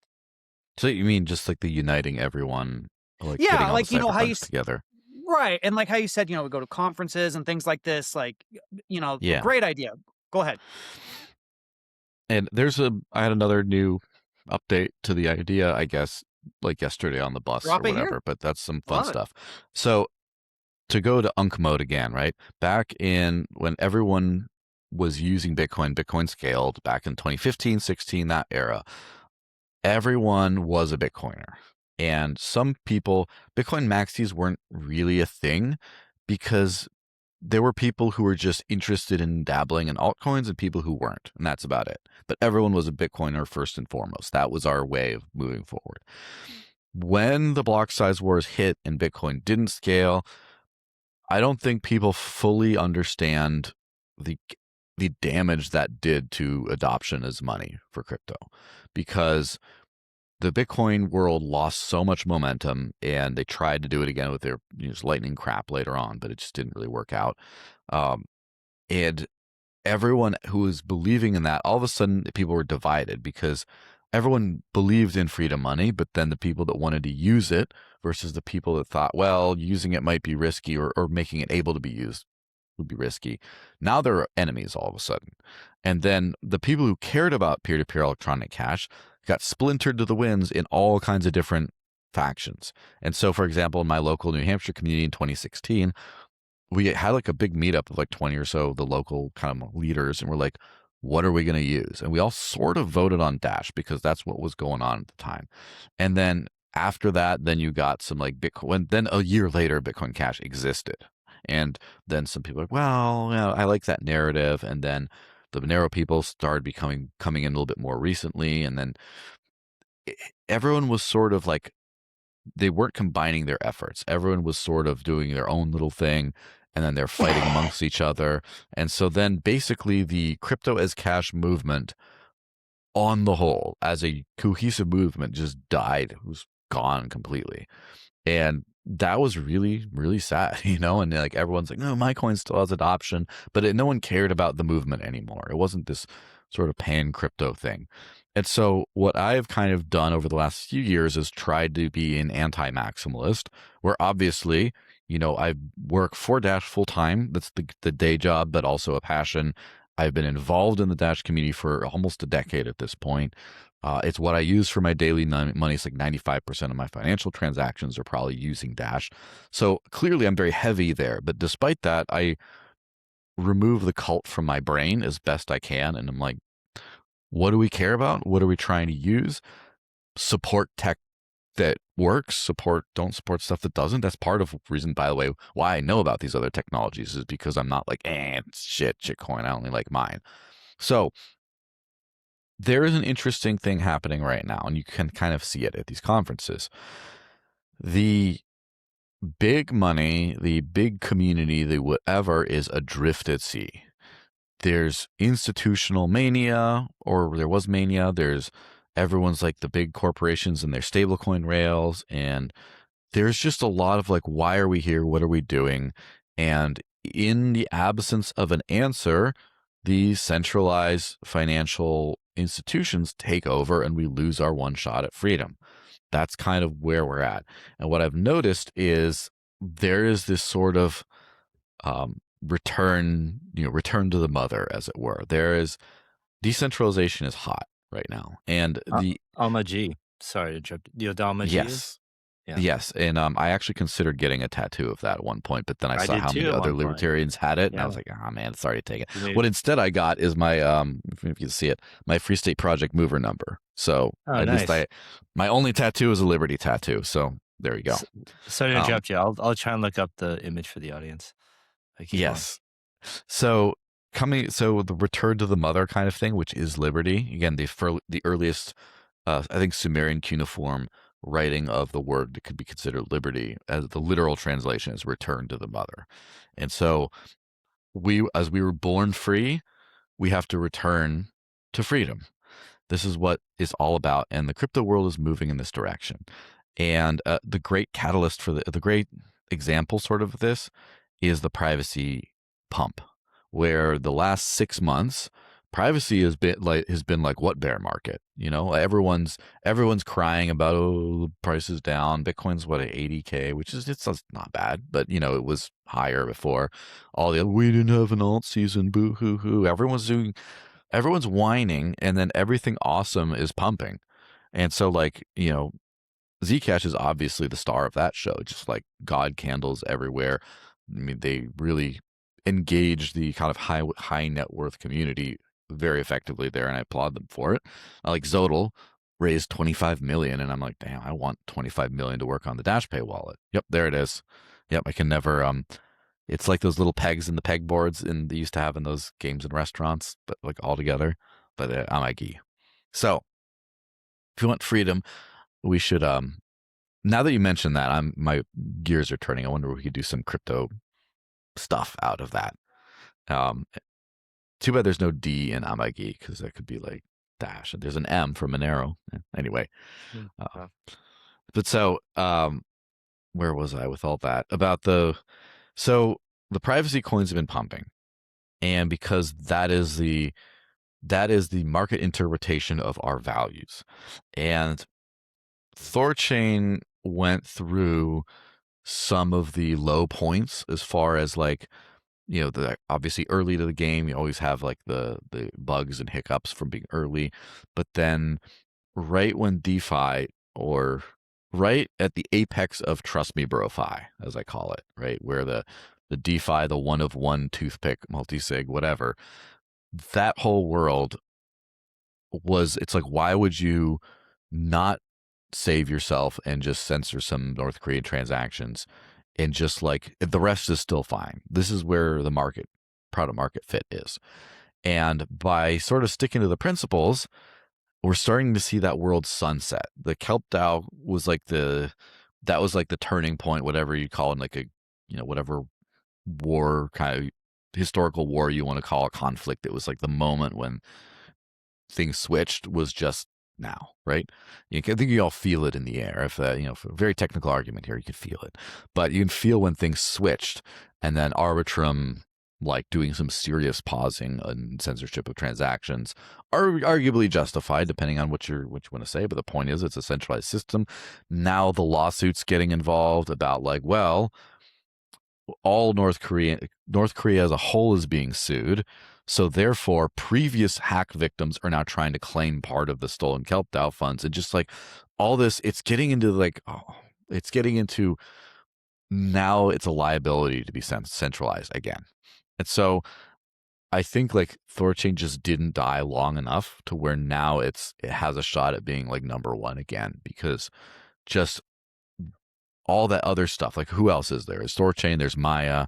I think that, as much as I love the near folks, as much as I love the near folks, I think that they're still too new and figuring out where they will fit or how they will decentralize or whatever. But so it's just THORChain and Maya right now. That's it. Free trades. Yeah, sorry. Yeah. So we're at this point where at first it was just the ciphers, the privacy coins, and then now it's that plus, non-censoring DeFi. So I want to sort of, assemble the Avengers, for lack of a better term, right? So we have, for example, let me just give an example of my good friends Justin and Eleanor were Bitcoin Cash people, or they were Bitcoiners first, big blockers, then Bitcoin Cash, and then they ended up sort of going where the momentum was going, which was Ethereum, because that's where all like the DeFi and stuff happened. Justin runs Cyber Capital. Eleanor used to be the ETHDAM conferences, right? Which are the Amsterdam conferences. And over the years, they've been pivoting more and more hardcore cypherpunk. And now this year, they rebranded to Common Sense with a 3, like for Web3, where it's just common sense that you want decentralized stuff. You want freedom, censorship resistant. They're not afraid to be political. The last year, their keynote was out on an ankle monitor. It was Alexei Pertsev, who one of the Tornado Cash devs, who was out on appeal from spending 5 years in prison in the Netherlands for building freedom tech. And so I think there's nothing really more hardcore than having a a keynote with an ankle monitor in some ways, but so they're organizing the Common Sense Conference. I decided to partner with them for DashCon. September 3rd in Amsterdam is DashCon, co-organized with Crypto Canal, which runs the Common Sense Conference, which is the next 2 days, all at the same venue. And I'm trying to make sure it's freedom central right there. So I've got as many good projects. I know, I can't disclose some private things, but as far as I know, the Zcash people will be there. As far as I know, the Edge Wallet people, who are, again, our great friends at Edge, they'll be there, and there's a bunch of others. And so I'm basically trying to make sure that all the headline sponsors for both events are as freedom maxi as possible, and we get like a unified thing. Xano's going to be there, of course, and again, wonderful people there as well. So that's for this year. Next year, I had a thought, because you go to like Consensus, and sorry, go ahead on that. What's the name of the conference? This is Common Sense. So let me see. Common Sense. So type Common Sense with a 3 for the sense.cryptocanal.org. That's the website for that conference. And then if you look at, if you go to dash-con.com. I want to try and find it for. I'll throw it in the live chat just for that one, and then the DashCon one. I haven't unveiled the new DashCon website. It looks pretty cool, actually. You might be one of the first to see it, you guys. But window. Yes, it's so. This is just a greater call out. Help me find it. Okay, so if you want to look at the YouTube live chat, do you want me to send it to you on Telegram or something instead? Like what's the best for whoever's screen sharing or whatever? You put a link in public chat on Riverside. Is that what we're talking about? Or in the YouTube chat, I guess. Where should I send it? Just give me instructions. Yeah, there's a chat function right here. Send me Telegram. Oh yeah, there you go. TG. All right, let's see. Okay, for a filibuster, where did you get your Telegram profile picture? Asking me? Yeah. Yukon Cornelius, greatest prospector of the North. There's gold and silver in these hills. They're gold and silver in them hills. Lick, lick, lick, lick. You know what's funny? Red-nosed reindeer. It's like one of my favorite about all that Christmas stuff. The first time, and I sent you both links, by the way. The funny thing about that is when I saw your ex profile picture, just the way it looked, I thought it was like Buddy the Elf for the longest time. From like Elf, like Will Ferrell. I'm just like, who's this Buddy the Elf guy? Just like with like, and I look closer and I'm like, okay, it's not Buddy, even though you are my buddy. So I actually, when going to Burning Man, I have dressed up as an elf and run around. And isn't that a cool graphic? Let's just marvel at that for a second. It is. Take it in. Take it in. Featured Cypherpunk Amsterdam with a nice blue dashy moon. I'd run around Burning Man as an elf, telling people I escaped from the North Pole and that Santa Claus is a scam. He's a capitalist pig.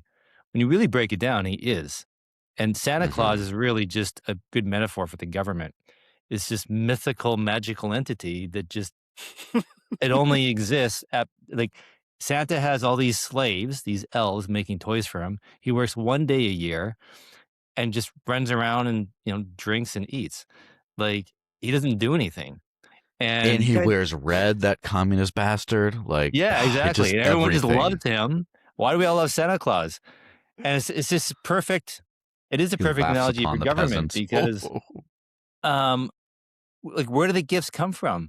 Some magical guy comes down the chimney and puts them in the living room, like, and slave labor. We force kids to believe this. It's no different than government. All these things they provide.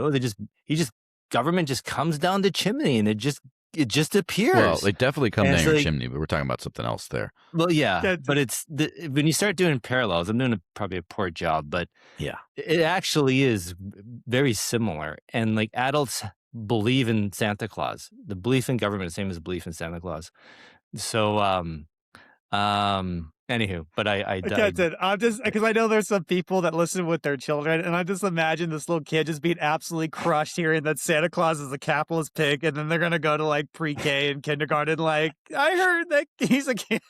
Santa Claus is real, kids. He's the government, and Yes. he's not your friend. Okay, so That's awesome. Yeah, I got a stack full of stimmy checks, you know? Okay, so it's a DashCon. This is September 3rd in Yes. Amsterdam. What are you talking about? Yeah, so it's the same venue. So we're doing Same some package. venue as this Common Sense? Yes. So 4th and 5th at the same venue, same place. Okay. Same see that. organization. We're doing package deals for sponsorships and tickets as well. So you can kind of do all both. You should do. I mean, what's an extra day, right? So this is part of something called Cypherpunk Week in Amsterdam. I believe there's a Solana conference the same week as well. Right here, Cypherpunk the first Week. Cypherpunk Week of its kind. And get your ankle monitors ready if you want to speak, because you got to be hardcore. Just kidding. I can get you in even if you're not a criminal. Oh, but yeah. yes. August 31 to September 6th. Yes. So I'm probably going to be in Amsterdam that whole time. I'm the primary organizer of DashCon. And if you want to speak at DashCon, by the way, which, seeing as we are coming to THORChain, I would at least want to have a cross-chain panel at DashCon, if not, single thing. So I don't know if you want to get Chad to speak, if Kenton, you want to speak, if Denny wants to speak, whatever. Again, this is all stuff we'll figure out, but be more than happy to have you guys. And I'm sure I can get you also into Common Sense. But here's my idea, right? I kind of think that there's this critical nexus of the DEXs, meaning the real ones, the THORChain and the Maya protocol, and then all the especially privacy forward assets that are supported by that, meaning you got Dash, you got Zcash, you got Monero. I'm going to try to get the Quai guys there as well as the Xano people. They're all there. Again, who knows what is going to be on what DEX, whatever. It's a long way away. Not that long, but so we get all that stuff together, and you could be there as well. And yeah, it's going to be a good time. I will have to send you some videos, because there's this guy that they hire every year to do the videos for this conference. His name is Baby Pro, and he says that because curiosity of a child, professionalism of an adult, kind of thing. That's sort of the vibe. He makes these awesome sizzle reels, and on one of the years, the final quote was from me saying taxation is theft. So I think it doesn't get cooler than that. So to get if you need awesome media about THORChain and stuff like that, this is going to be the thing. So yeah, that's my big pitch for this year. And is this a new conference? Has this been going on for a while? Is this the first time? It's been so the DashCon is a new conference. We had a Dash convention Europe in Zurich in 2019. That was the last one we had. So I'm sort of rebooting this one. For the Common Sense conference, it's the first year it's called that, but it was called ETHDAM. And I think this is the 4th or 5th year in a row. It's been going on pretty consistently. And it's consistently my favorite conference. I've been to the last, I think, 3. Yes, I've been to the last 3. This will be number 4 in a row. And I'm always there as a speaker, sometimes there as a sponsor, always, whenever I can afford it, I'd be there every year. And it's my favorite conference of the year by a country mile. How many people go? A few hundred. The other thing is Common Sense is packaged with a hackathon. So it could be some interesting stuff. I really think we need a THORChain hackathon, which could be a fun way of including build something on Dash, build something on THORChain, etc. Especially in the interface world, like THORDEX and some of these really cool new innovative things coming out like that. Could be cool. But yeah, a few hundred. I think we can get, always more. The thing is, in the past, it's been let's our local Amsterdam Freedom community plus whatever big ETH world, whatever we can get in there. But now they're kind of shedding the big money VM stuff. And when you really go hardcore on privacy and aren't afraid to be political and aren't afraid to say privacy is a human right, taxation is theft, all this kind of stuff, you get a lot of like the easy money goes away. And so that's one thing that why I've been personally helping Ellie organize this, is because it's time to get like a realignment. It's like when you close your bank account and ditch your fiat day job, figuring it out is not easy, right? It's a big change in your life. And so as someone who's made a big change like this, when you do that to your conference, I'm very interested in making sure they get set up with like the new, like the real stuff, the aligned sponsors, the aligned attendees, and make it like a bunch of people. And like last year was the first one they started to do this transition a little bit more. And so I had like 20 tickets with my sponsorship or whatever. And so I brought 20 extra people from all the most hardcore cypherpunk people I could find, and they're all coming back. So this is where a big part of the movement starts. I love this. I love this idea, and I think this is so important. I mean, community building and getting something like this, Kenton, where we have an official place that people can go. I mean, you just think about it. If a lot of people get on stage, whether it's you, Chad, myself, or maybe someone else, right? The sound bites, the passion, the mission statement, it just gels so well in the time that we in. Like the status quo is hungry for this narrative, to know that there is an alternative, that there is something in this industry that did not bend, that did not, sacrifice in the first principles. And it's a compelling story of, just heartache and struggle and pain to get to the point. But we're here now. Like up until this moment, you guys, I've not felt that THORChain really had its things figured out. There were still some unanswered questions, but that's gone. Like I think we're there. We've finally figured it out. It's taken a lot of time, excuse me, but we're here now.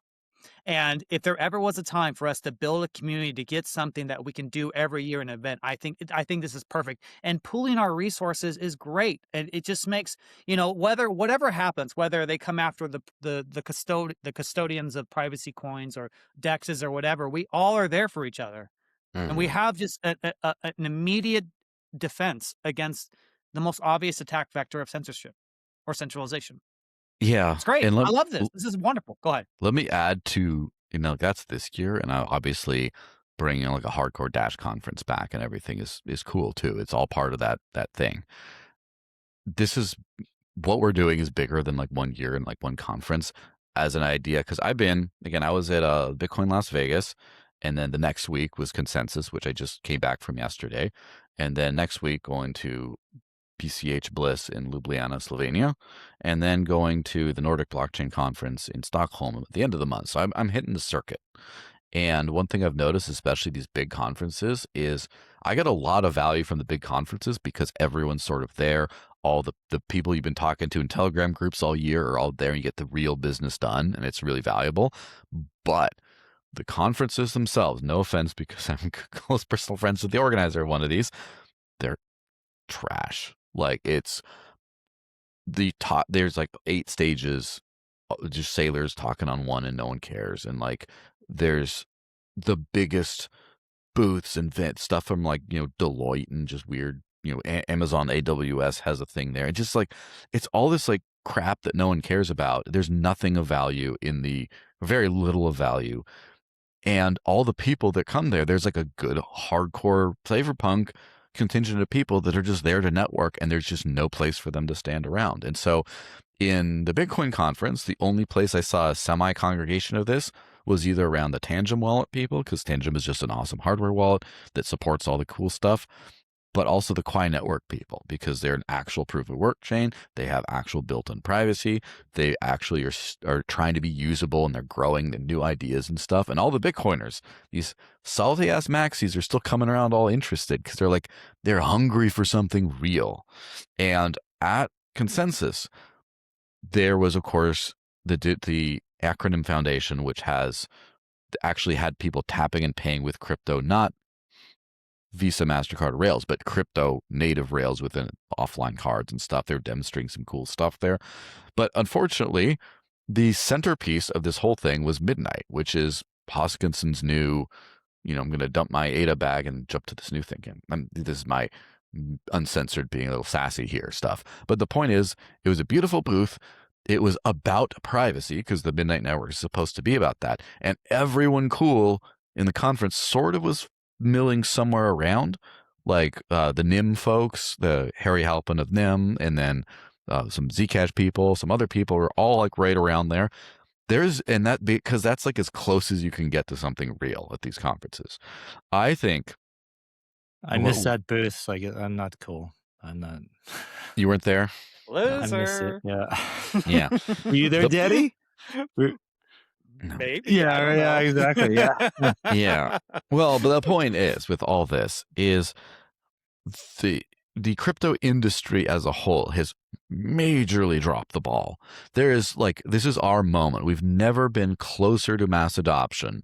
We're getting there. All the tools are coming together. Everything's coming together, and these flippin' losers are just adrift, or, ooh, which big stablecoin rail can I get on this? They're just so much like it's a fertile ground of opportunity. Do you think it's dropped the ball, or it's just been watered down? Like potato. I mean, it's the same thing. It's been a lot of it's watered down.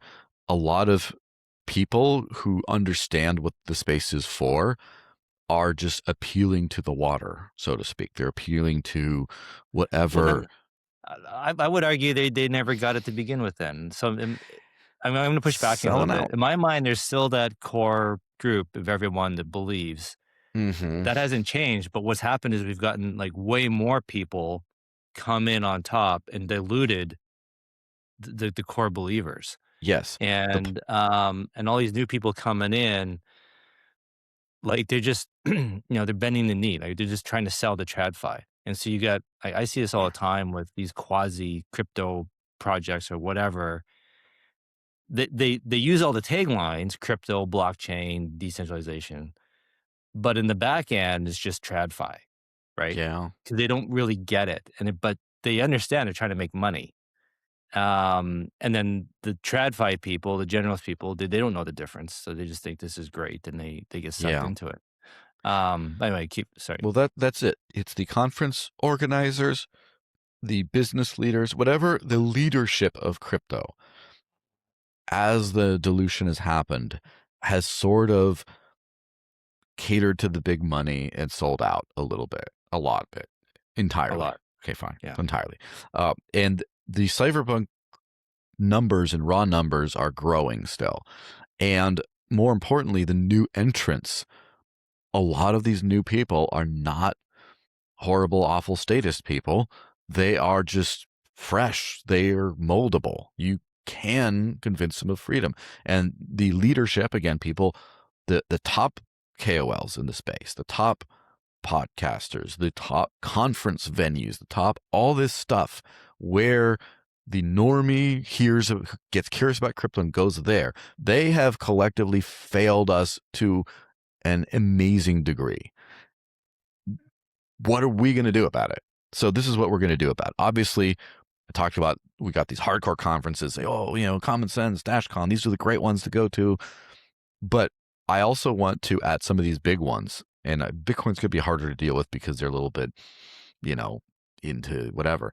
I would like everyone to pitch in together on this is just a new idea, but consensus next year or the one after that, whatever it is, to get one, because these booths can be like 50, 100 grand or something crazy like that. Or get just like a small row of booths that's like Cypherpunk Central, where we get this one core thing and we get all the good projects. We get, obviously, THORChain's there, get Maya on board as well, get Dash there, get Zcash there, get someone from Monero to pretend they don't have stop pretending they don't have money and get some money in there. We got to get, Quai people, the Xano people. We got to get the Bitcoin Cash people if they want, the Litecoiners. And then whatever companies and like the Mocha people are like building on these rails, get them all co-sponsoring, because like, who can't afford a 5K here or there to be included in this? And here's the other secret about these big conferences. When you get a big sponsorship, you get a lot of tickets with it for free, or as that comes with it. And 90% of the time, you don't use them all up. You're just giving them away to someone who wants it. That's one of the reasons why I never buy tickets to these conferences, because I always hit up someone that says, yeah, let me hook you up, because they never use them up. We can get a real force where we can have this in this sea of slop, of corpo slop and dystopian crap. We can have this anchor, this shining beacon on a hill of like all the actual hardcore people. And if we figure out the right way of doing it, where like all the people of each of these teams have like color coded t-shirts, like the red Monero shirts or like the red Quai shirts or the blue Dash shirts or whatever, the green THORChain shirts, and also are selling real products. Like as far as download this wallet, swap here, spend here, like real actionable freedom right there. And with some sassy language on the branding and stuff, we'll have to work with the organizers and figure it out. But the point is, I think we can have in the middle of a downtrodden bear market where everyone's like, then you can be like, guess what? We're still here. This is always what it was all about. I don't care if like the XRP has their store like they did at Consensus where they didn't accept any XRP. like no offense, because they bring some nice THORChain volume. I'm not going to be too mean. But the point is, all these like all the slop can still be there, but we just need to show a better way. And I think that if we have to take back crypto one conference at a time, one podcast at a time, one everything at a time.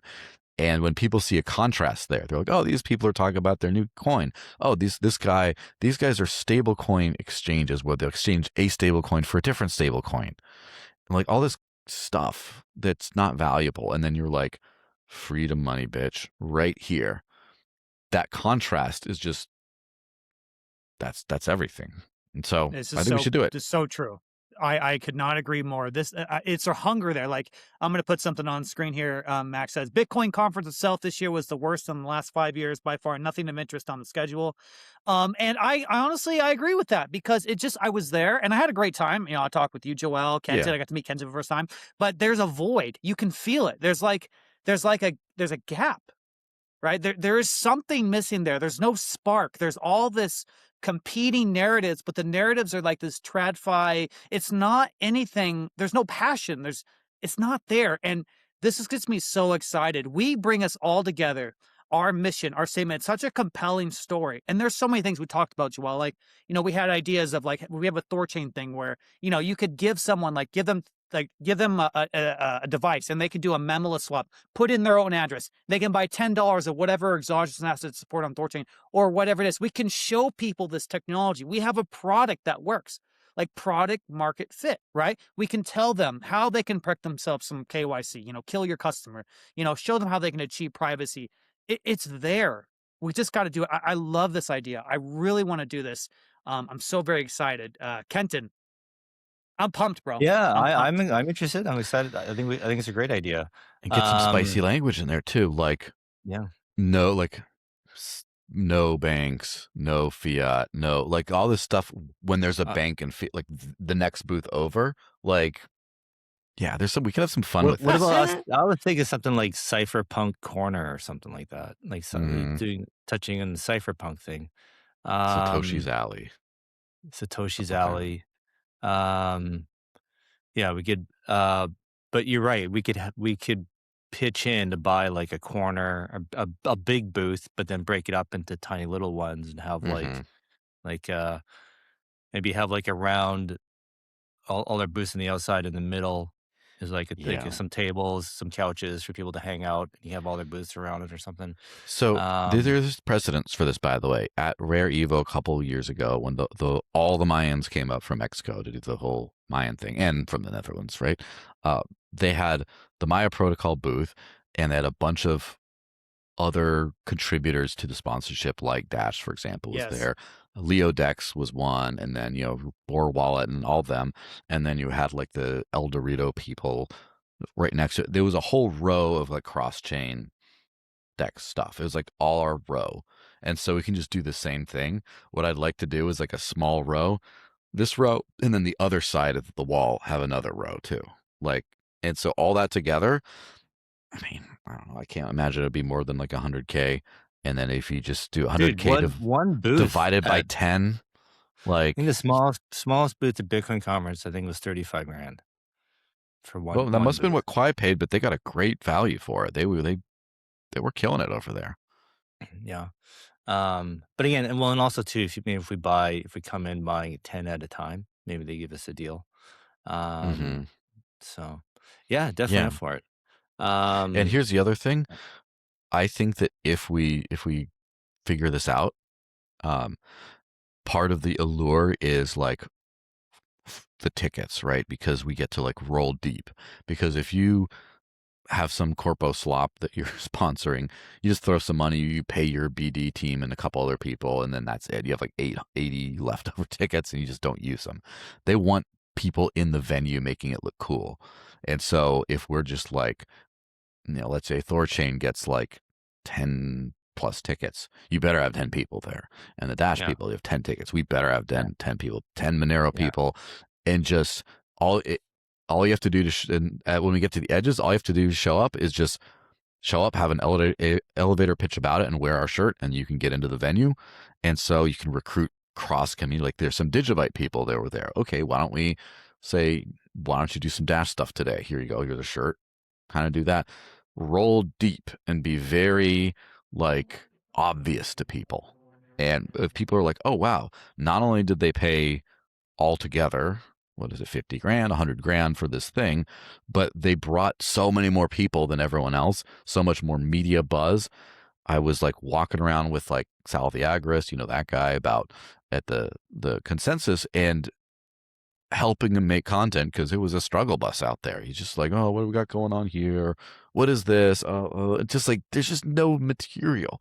And if you have something spicy, all the cameras right there, they're just like, they're about there. Maximize the media. And then the conference is like, oh, cool. Look at all this stuff that's going viral on X out of our conference. Yeah. LFG, Kenton, LFG. I'm saying. I'm curious, Joel, do you think, back to the block size wars, your comment about we lost out on the whole digital cash thing, being able to spend it. Do you agree with the Roger Ver, his side of the story, his book, that Bitcoin was hijacked, that it was a CIA psyop to keep the small blocks to make Bitcoin unusable? Or do you think this was just natural fracturing of the community? I have to admit, I haven't gone deep enough to be able to be 100% sure as far as like, is there a smoking gun that I miss? But I would say that that's likely. I like the Occam's razor explanations for everything, which are just the simplest is probably the most obvious, is probably the most likely. And the obvious one for me is Bitcoin is obviously very valuable, a very world-changing technology, and had a governance loophole. They had no explicit way of determining who decides what happens with this project. And because of that, someone with the ability came in. And if you look at, say, Adam Back and Blockstream and all the people that you hear, the names you hear in the book, but also who form like the modern Bitcoin core team, funded by things to do stuff like Lightning and Liquid and a bunch of these other kinds of things, which don't make sense under the original Satoshi roadmap. And so it just, same thing happened. The thing is, if it's like all conspiratorial, it's like whatever, the same thing happened to Ethereum, where Ethereum started off all this cool stuff. Eventually, a lot of money came in with these L2s because there's money in making sure their business is viable. And so then Ethereum got kind of gutted because, L2s wanted to, Arbitrum wanted to, like, why would you use Arbitrum? No, like, they're in the news, pick on them. Who can arbitrarily seize transactions and stuff? Why would anyone use that stuff if they just do it on ETH? Because ETH got constricted. And you have like, it's very common in a lot of these different ecosystems. And, why would you try to censor THORChain unless you had some sort of compliance firm roots or something like that? Again, I don't know. I didn't go down whatever that rabbit hole is, but it just happens. Someone's going to try to take something over. Someone's going to try to suppress something in order to push something else up. So definitely, I think Bitcoin was hijacked. I don't think it was hijacked. This is where maybe I differ with some people on that. I don't personally believe it was hijacked in order to just destroy it. I think it was hijacked in order to bend it to the whims of some other interested parties. And, at the end of the day, like I do think that companies like Blockstream, like Lightning Labs and all them did want to make money off of this. And they weren't just trying to throttle Bitcoin, but they still wanted to make money. And as a result, it's like, well, the Bitcoin adoption dream is not really there today. Yeah. Yeah, I've said multiple times, I just, because it takes so much effort to audit everything and go back to history, I just say I don't understand Bitcoin because I don't know what exactly is going on in terms of, the mission, the vision, what exactly the point is. I mean, you could say, it's just an asset, a hard decentralized asset that, nation states will use or whatever. But for me, I just don't. I want something that's concrete that actually results in liberating the world. And this is why I'm so glad you're on, Joel, because I know you had the same vision. I mean, you've lived it for the past over 10 years now. What'd you say, 12 years? I can't even remember. I mean, going full blockchain is just incredible. And this is why, guys, I love the fact that Dash is coming to THORChain. It's a long time coming. And just a reminder to the audience, if you guys are watching, not too familiar with THORChain, THORChain's gone through a lot of changes. The THORChain that exists today is nothing like the THORChain of years past. I mean, we are fully locked, loaded. We're ideologically aligned. We have our mission statement. And I've never seen a community more homogenized and more mission purposed, like mission built, right? Like this is something we're going to do. There's going to be no shortcuts. There's going to be no half measures. We're going to liberate the world economically, and we will not stop until that goal is accomplished. So and that's what this is all about too. First principles thinking is like, yes, freedom, good, bad, good. Financial freedom, good, bad, good. What works for what? And crypto has gotten so much like interference, so much noise, so much stuff to get in the way of like, well, this is this, and the proof of work is great. Then I'll stake. There's all this stuff to get in the way of Socratically asking yourself point A to point B type questions. How do I live sovereign? What tool works for that? Evaluate this tool. Checkbox. Does this work? Yes, no, maybe. This tool. This one works great, but not great. What do I have to do to change it to get it to where it works? So, like, for example, one thing with Dash is I was like, I'm like the worst maxi shill in the world, even though because I'm not gonna tell the only. I just went through this list of like what is a sovereign is a not a stable coin or censorable thing like that works for money and payments that I could use today versus what could work better tomorrow. But like, where do I put my energy where I can get the most juice from my squeeze for freedom? Where can I get freedom money the fastest? And I looked at everything and I'm like, I can make the most because all the tools are all the network works. The adoption was already pretty good. Everything was there. It just needed some push. And I knew that I could make a push here. And so I went. Same thing with like THORChain. It's easy to be like, you know what? THORChain had a good run, but THORFine, a bunch of people taken off and all this stuff. Let's just start over. Let's do something else. Let's all jump over to Near or something like that and figure it out that way. But then from a first principle standpoint, again, I want to clarify, I think the Near's great. I don't have any problem with them, right? But as far as like what you're looking for the We're at the end of the podcast here now. Sorry. Yeah, I don't have any problem. But when you look at the thing, you're like, I want an uncensorable trading rail of some kind. I want an uncensorable thing. I think this is valuable for the future of money. And then you're like, who does it? And you're like, Maya Protocol, arguably more censorship resistant than THORChain in some ways, but also small, just not the scale yet. And then you have THORChain, bigger scale, more integrations, all this stuff. And it's like, where do you put your effort? And it's just like, well, it's here. Do we start a new DEX? Do we do some let's do some intense based thing that's like super actually censorship resistant, all this stuff? Do we like get mass adoption on something like Near and then be like, let's figure out the one-click API, let's get rid of that and decentralize this? And it's like, which is the faster path to the end goal, which is freedom? It's got to be THORChain. There's just nothing that's faster. It's easier as less. I mean, it's a lot of work to resurrect THORChain from the dead. but it's less work than anything else. It's the least amount of effort for the most bang for your buck. So that's why you guys are all here. And there's like the other things too, is just like there really isn't any other competition. Like, yeah, there's Maya protocol, but we're more friends than competition. And nothing's come along. People have tried, people have emulated, THORChain's design. And so someone might be thinking, well, yeah, near and chain flip. It's like, well, but they censor. And so like it's not they're not the same as Yeah, so and the on that cross censorship, chain, but yeah. you could again move them into a less censored direction, but that's also like work and risk. And will it happen? Who knows? It's No. again, it's just we're talking about Occam's razor. What's the simplest thing? And like I have to, give a shout out to THORChain's favorite cheerleader, Tavano here. I know that our She is Denny's a good girlfriend would salesman like to for say. us. Yes, She is. and to Steelman, she does make some actual good points, but like she has some beef with THORChain over what I would consider a lot.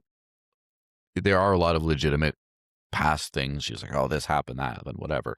And it's like, you're just covering for these people that did whatever. It's like, look, that's not how I look at things. I don't look at things like I look at like who else do you want me to show? Because I'm not going to, again, chain flip and cast some strays. Now I'm not going to show chain flip because it doesn't do the thing that we really need. And it's like, well, THORChain's not decentralized enough. They could be censoring and they should be censoring because, okay, whatever. Is that right? Is that wrong? Who gives a crap? I want freedom and uncensorable trading rails. THORChain is the closest we got right now, so therefore I push it because I don't care about THORChain. I care about freedom, and I care about THORChain as long as it promotes the freedom that I want. It's that first principles thing. And like, if people like Tay are actually sincere in the stuff, the disagreements will fade over time. It will be obvious that this is what matters. This is the financial infrastructure of the free world, and everyone who is good faith caring about that will care about this at some point. But she's not. She'll never change. Like she's incorrigible. It's fine. So She's as long as she keeps giving us good press, that's fine. Again, exactly. listen, I like Tay. She cares about freedom for like people like Roman Storm has done a lot of stuff with that case. Like there's, you don't have to agree with everyone, right? We're going to be fine with or without her. And she's going to be fine with or without us. She's going to keep doing her thing. Sometimes you might just like give a nod as you pass by in the night. And eventually the trolling might stop. Eventually she's going to unblock Denny. And just kidding. She did unblock me. She did unblock me. Thank you, Tay. Yeah, listen, nice. Is it a movie or a book? I forget what it is, but there's like, or maybe there's multiple stories, but like, people need their villains in order to give their life purpose. So like, without Tay's life doesn't have any purpose without someone to get mad at. And and thankfully there's get rid of that. When you get rid of that person to get mad at, all of a sudden she realizes what else do I have to do? I don't have anything to do.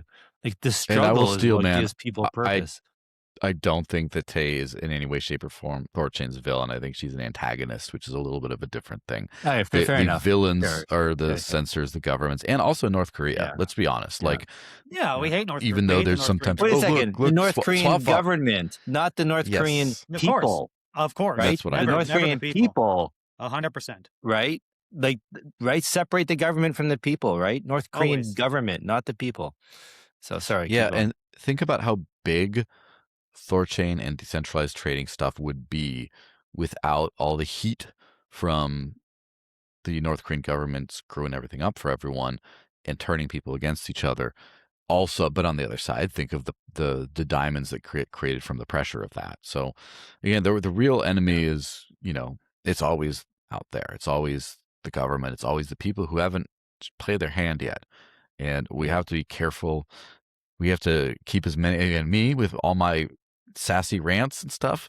I still think we need to work together as much as possible. As much as I'd will yell at some Monero manlets for losing their mind when Zcash passes them with market cap and then losing their minds another way when it gets flipped again. Like, as much as I troll some people, like we're all on the same team trying to fight for a better, freer future. Absolutely, absolutely, 100% agree with that, and I love this conversation. I'm glad it's happened. We just want freedom, okay? And let's be real, there would be no conversation, there'd be no drama if literally there was no one of one DVN thingy, right? I always like to remind people the first principal issues here is not the neutrality of THORChain. It's the security posture of a lot of protocols that are going to be called Hmm. out, especially with these advanced AI tooling that's going to find bugs in their very dubious security models. That is the problem. Okay. The And fact that and THORChain let me allows just anyone to swap is the solution. Go yes, ahead. and let me just clarify on those people too. I think there's a lot of like actual blame and sloppiness and bad faith stuff. Of course, there's some of that, but also it's the market. Everything is the free market. People build what people will use, and Arbitrum is good enough, and Kelp DAO is good enough. Everyone liked it. At the end of the day, you're in a competition, and if you are decentralized as all the way to the hilt, but you suck and you can't onboard people, the market's going to punish you, right? You got to win in the free market of ideas and business.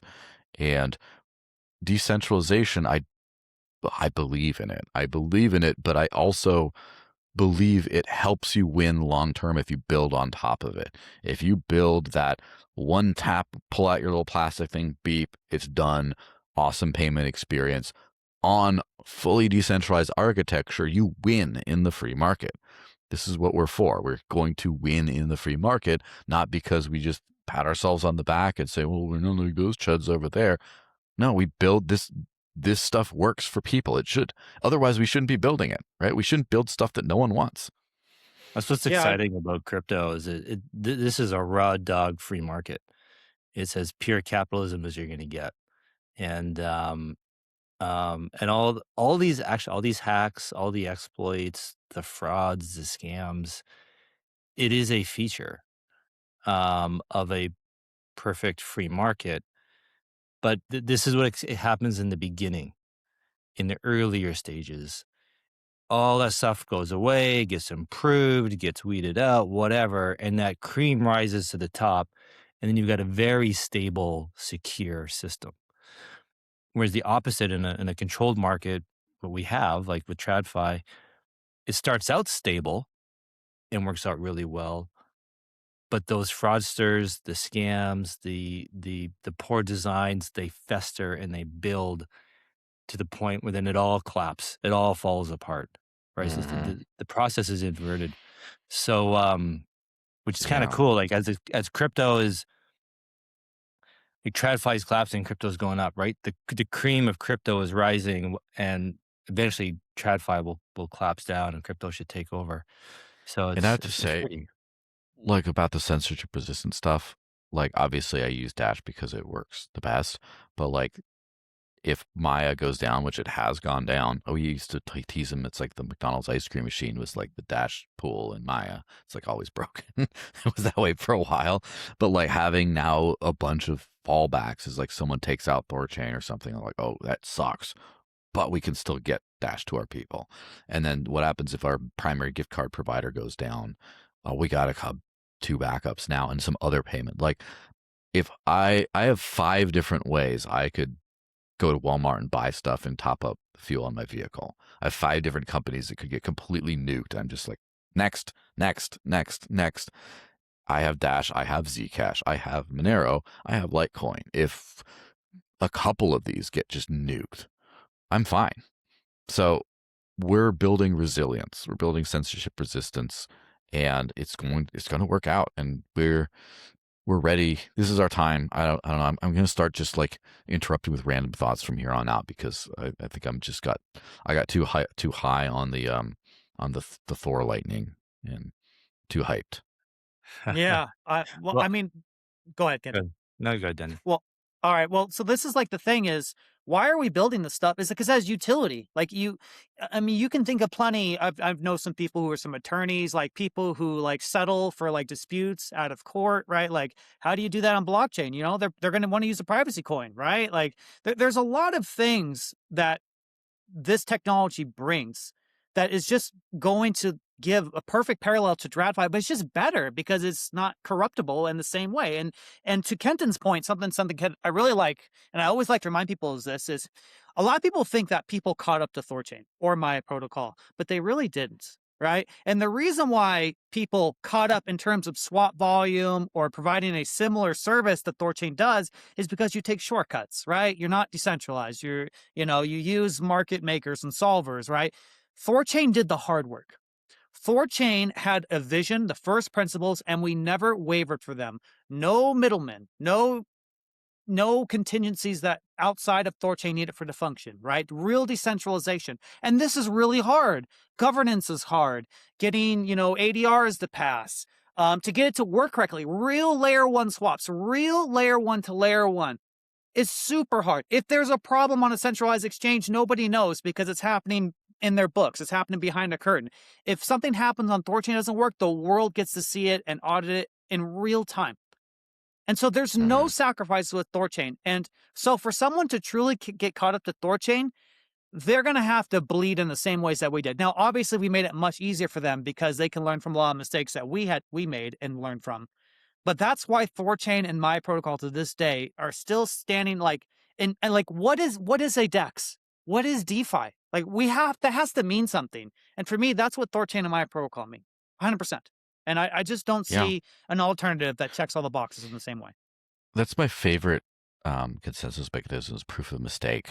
Like the proof of you've gone through that. And that's the thing about like the ChaosNet days. There was a lot of exploits and problems, which thankfully was on purpose. There's the THORChain, the THORFi stuff, that mistake. Dash has been around 12 years making lots of different mistakes.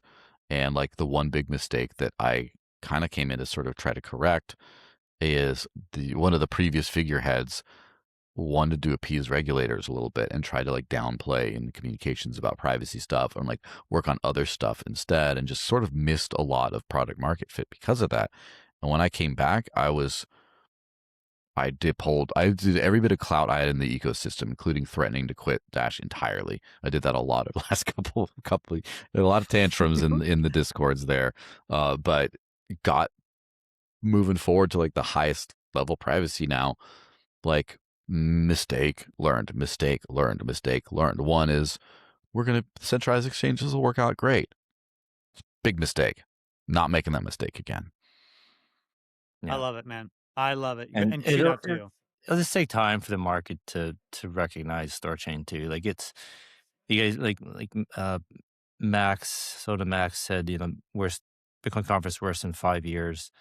We've been in a bear market for 5 years, right? And everything goes down, right? Sentiment and interest and everything, right? So like when the market turns around again, THORChain will be here. I like to think we might even be able to lead us out of this bear market. Exactly my thought. Yeah. And, once we're back in a real bull market territory, it'd be really interesting to see perception on THORChain, the usage, the interest from wallets, from other protocols to get integrated. In theory, it should flip. Right, we should be being hit from all angles.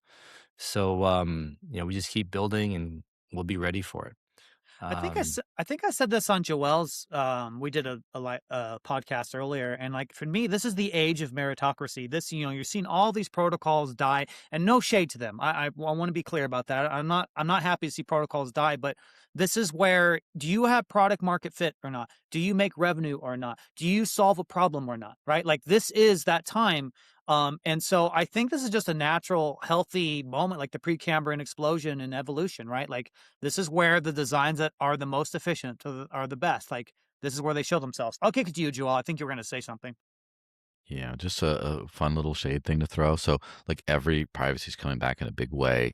All the cypherpunk things, there's a massive product market fit in being the DEX where you can't censor and you can get all the spicy coins if you want. Yeah. And there's a lot of posts I see on my timeline today about Wagyu, the hyperliquid bridge from Monero, being paused temporarily today, mysteriously, with no message from anything about why that happened. Yeah, I don't want to go deeper into that in case it just ends up being a nothing burger. But I'm just saying, like, what was it, that Sun Tzu quote about the bodies of your enemies floating downriver past you. Like you wait long enough, and then the corpses keep coming, and That you're there. I don't like some THORChads crapping on Wagyu. That's punching down guys, and like Listen, they let me slightly disagree on a couple things. First of all, I think that saying that, oh, this is a centralized solution, that's not as good. That seems to have no plans to decentralize is one thing. Um, Also, their top advisor is a serial thief and scammer and Interpol informant, and the head of Wagyu just doesn't care. And they've punched at THORChain a lot. I think that I don't think I would give a benefit of doubt to people like Chainflip and definitely people like Near because I know they're great people. But like, I'm very suspicious of Wagyu. Just all I'm saying. My spidey senses are going yeah. up. I'm not saying it's not any of those things. It's just I don't think it warrants our attention. Like as soon as you give something like that attention, you validate it. Like just ignore it, guys. And like and even like to remove the nefarious person aspect. If it is centralized, whatever, like everything starts decentralized. It's a spectrum, right? You don't go from zero to Definitely a instant spectrum. decentralization, right? So like give the guy a break. He's starting Yeah. something new. It's going to take time, grow up, whatever, so like, yeah, I think it's lowbrow to be, crapping on a new project for not being Well, decentralized. Yeah. I agree, Just but you gotta like punching down. I'm sorry to interrupt. Punching down to me is an offensive action. I don't do that. I don't care. I don't pay attention. It's only when I'm defensive and I'm viciously defensive. So if someone comes after THORChain, then you get what you get coming to you. You know what I mean? If you're going to attack THORChain for upholding to his true virtues, then you're going to get punched. It just Yeah, is what but it it's is. it's still it's still no different than like, if I got a 90-pound woman trying to slap me, all right, I'm gonna hold her at bay, push her aside. I'm not gonna cock punch her in the face. No, Like that's not an apt it's not comparison though, no, because the necessary, that's right? internet that's and Denny. that's not. That's Denny in the random Arizona bars there. Just like just kidding. The Thanks, desert Joel. rats. You gotta be careful of them desert rats. Yeah. Yeah, it's not an apt Yeah. comparison. Internet dialogue and debates. It's the marketplace of free ideas. It's not a physical confrontation between Yes. a woman and a male. These are peers in terms of what service they're trying to offer, but the fundamentals are fundamentally different.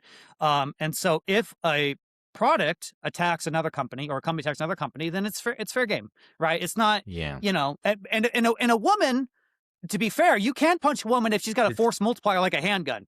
Then it's like, okay, just because you you know what I mean? can doesn't mean you should. Yes. So that's all I say, guys. Like it is it worth beating up some nobody little whatever, right? Like it's just I don't think it's worth it. I don't think it's necessary. And to flip the Um, script again, like there's still a lot you can learn from everyone else. Like I haven't done enough research into it, but from my understanding, Near has a private shard. Now you have private swaps. So you could do a thing where you can swap from coin A to coin B all like before it's like a sex like experience, except all private. And so you do your back and forth and it's all private. And then once you actually withdraw from the protocol, then it comes out.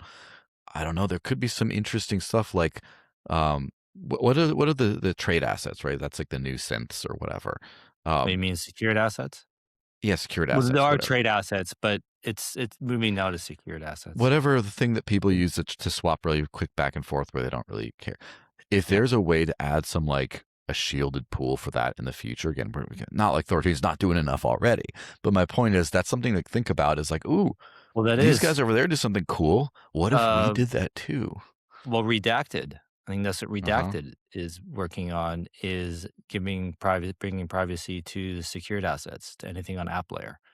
Nice. So Yeah. again, learning from everything, just everything Yeah. goes forward. And I do hope that there is a day when like Near and Chainflip, and then let's hope Wagyu as well, is like looking over the shoulder of the THORChads and being like, dude, we can get rid of this centralized dependency if we just do these things. And then Well, before you know it, it's not just the THORChain and Maya, that we have like a family of true dexes. That would be amazing.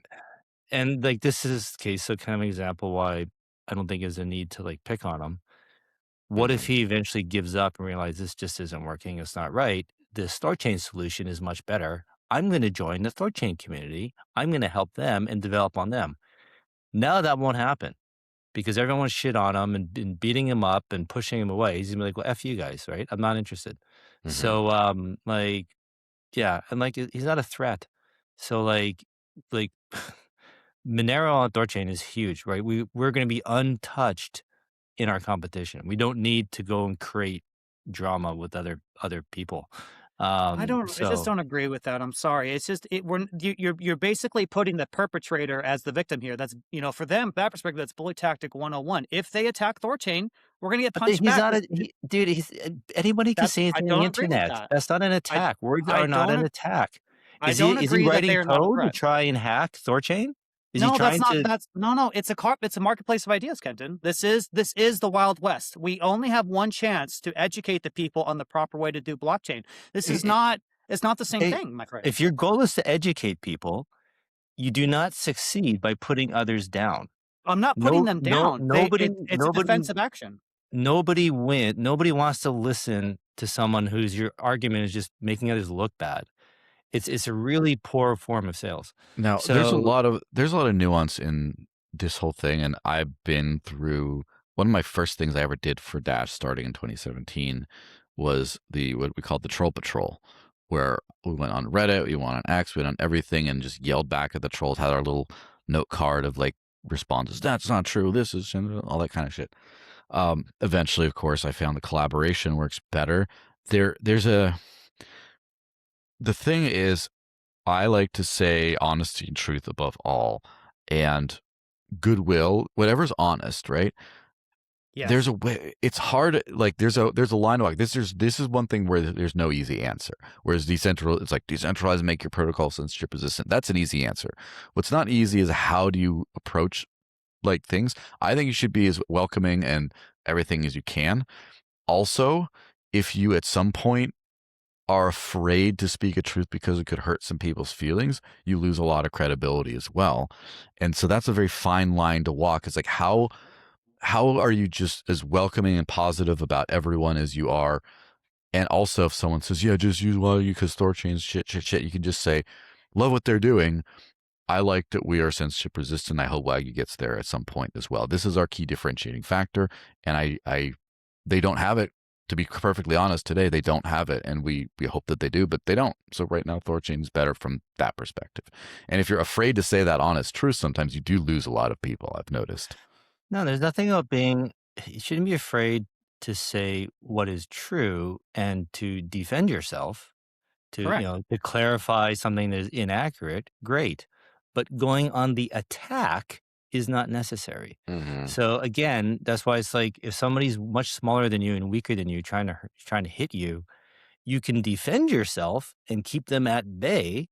It is not necessary to punch them in the face.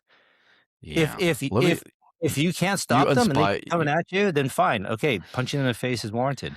But like it's just that show of from like, a marketing angle, I would say that, like, punching up is okay. fun.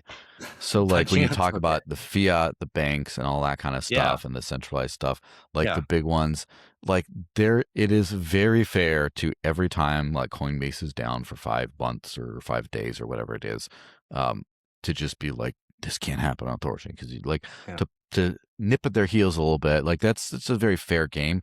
I guess I agree what you're saying is like if you think Wagyu's smaller, it helps to not spend a lot of time talking about them because exactly, just and like this is the thing too. People talk about the toxicity in crypto, and I don't know, there's a bunch of young people who made too much money too quickly. I don't know what it is, and it just exaggerates poor behavior. That everyone just attacks each other and they're just coming at each other, and it creates this really toxic environment that normies, that new people do not want to. They're like, what is going on here? All these people getting angry at each other and arguing. Nobody wants to be. That's not inviting. That's not like when you show up to a party and people are fighting, you're like, I'm getting out of here. Maybe take some pictures, but then I'm out of here. This is not a fun time, right?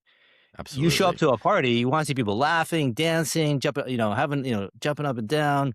This is a party I want to join.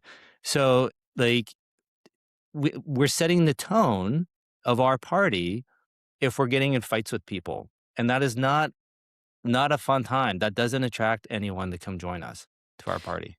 Let me add some clarity here because we're just talking past each other because I think we largely agree. Yeah, we're saying the same thing. Your response is very important. It's like if you didn't know me, Kenton, and I said, hey, Kenton's a communist.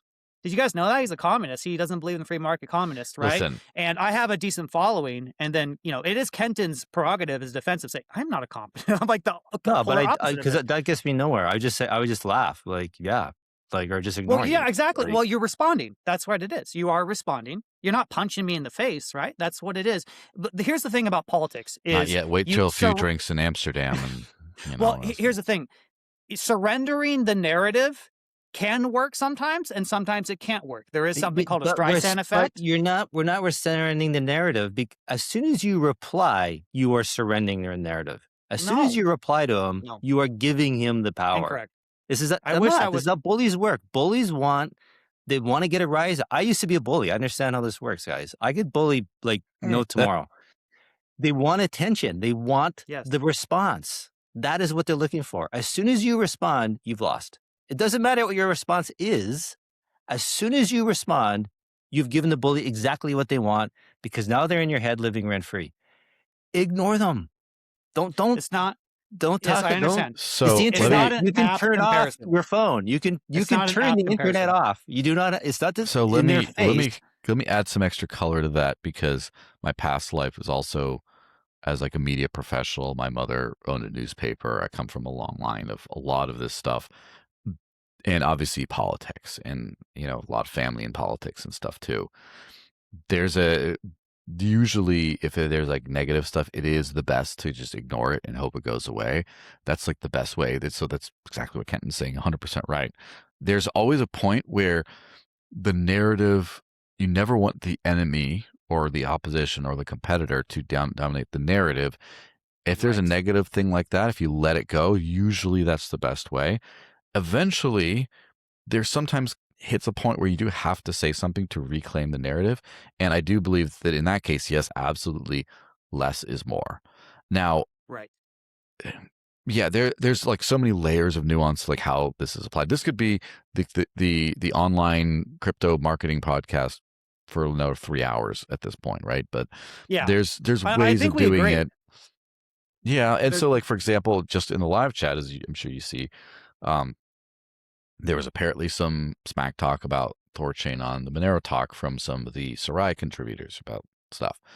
Okay, that's something that, other than for purposes of illustrating the point here, doesn't need to be covered. Like Sarai's new, it's not out yet. They're doing great stuff, at least stuff that I agree with, and not relevant, so not a problem. So just don't say anything. Let them do their thing and learn with them. THORChain, use some of their code. I mean, it's great. Just let it be. So that's a great example of the let it be. Yes. Now, if the maxis start coming out saying, oh, this is a scam exchange or whatever, if the spotlight is big enough, that's when as soon as they get the spotlight, you want to dominate it now. Now you want to get in. But in the nipping at the heel stuff, correct. It is going to be fair. Yeah, it is. Let me give an example. Also, Kenton, go ahead. It's also who does what. A lot of leaders don't need to get in the mud.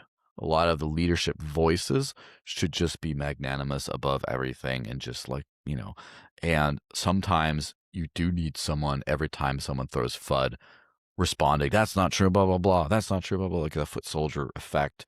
And then just on the whole, the big person just sort of ignores it. So I mean, this is where finer points of promotion and community building and, politics, etc. This is where politics is a skill, right? Because Kenton's absolutely right. If a bully, like I have perfect example of this. When I was, I think, a junior or sophomore in high school, someone spread the rumor that I was gay, right? It's just a real mean-spirited thing. And I didn't pay it any attention and it went away organically. Had I defended myself, then it would have been like, oh, you felt the need to defend yourself. A lot of our previous interactions are making a lot more sense about now. Yeah, but like, again, you're taking it, what is it wrong if you are gay or not? Like, a lot of people think I'm gay. I'm like, I actually wish I was. It'd make my life so much easier, to be frank. Listen, you're not gay. You're just a little bit fancy. But it's like, He's why is that pretty. even something you have to defend any? Like, what does it matter Yeah. if you like? If you're Because I'm gay, does not. that mean Well, you're a I bad didn't defend person myself. or a worse person or anything like that? Like No, it's just not you're accurate. defending It's just not yourself to the accurate. wrong people. I Like didn't, but they, my anecdote, sir, I did not defend myself. That's the point. I'm telling you, I didn't care. It was irrelevant to me. That's the point. And this is where it's a political skill, right? If you have, see, here's the thing. There's a difference between wanting to know to ignore certain things, and then there's a problem where if you disengage from an attack, a narrative attack, then it hurts you. This is where political skill comes in. What things are worth pushing back and what things are not worth pushing back on, yeah, right? That's the important thing. I agree. So it's like Yeah, Joel said, if let me it's a give a big enough practical spotlight, example. like if the attack is big enough, then fine, address it. This is what I mean about Right. punching down versus punching up. We can punch even and punch up. We don't need to punch down. Mhm. So when the spotlight's big enough, we punch even, fine.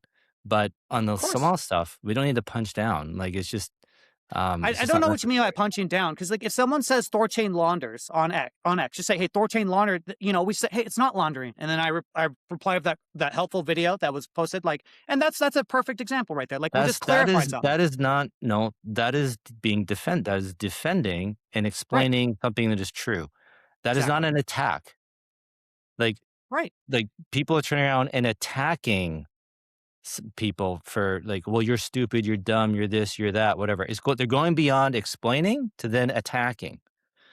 That's where it's an issue. You can Yeah, explain away all day long and defend and like, no, this actually, no, that's incorrect. This is how it works. Great. But as soon as you go on the attack, after you explain how THORChain works, and then, oh, but you're this, you're that, you, that you have to stop. That is like when you say you're attacking. The person receives that as an attack. So it's like this is like assertive communication when you have a disagreement, argument with someone. You never say you, because when the person hears Mhm. you, they hear it as an attack. You always say I, how I feel, I think, I this, right? Because then that gives the person doesn't feel receive it as an attack, and uh, you're giving the person the opportunity to understand your point of view. So just whenever you're talking to these people to defend THORChain, make sure you're not saying you this, you that, you whatever. Just keep it as I or THORChain is or whatever, and just defend, just explain. That is fine. That's great. But we don't need to go like pointing out other people's flaws, right? We don't need to go point out Wagyu's flaws. Well, you're this and you're this and you're that. Like I think it just looks bad. It's poor form. we mostly agree. Yeah. I think we can move on.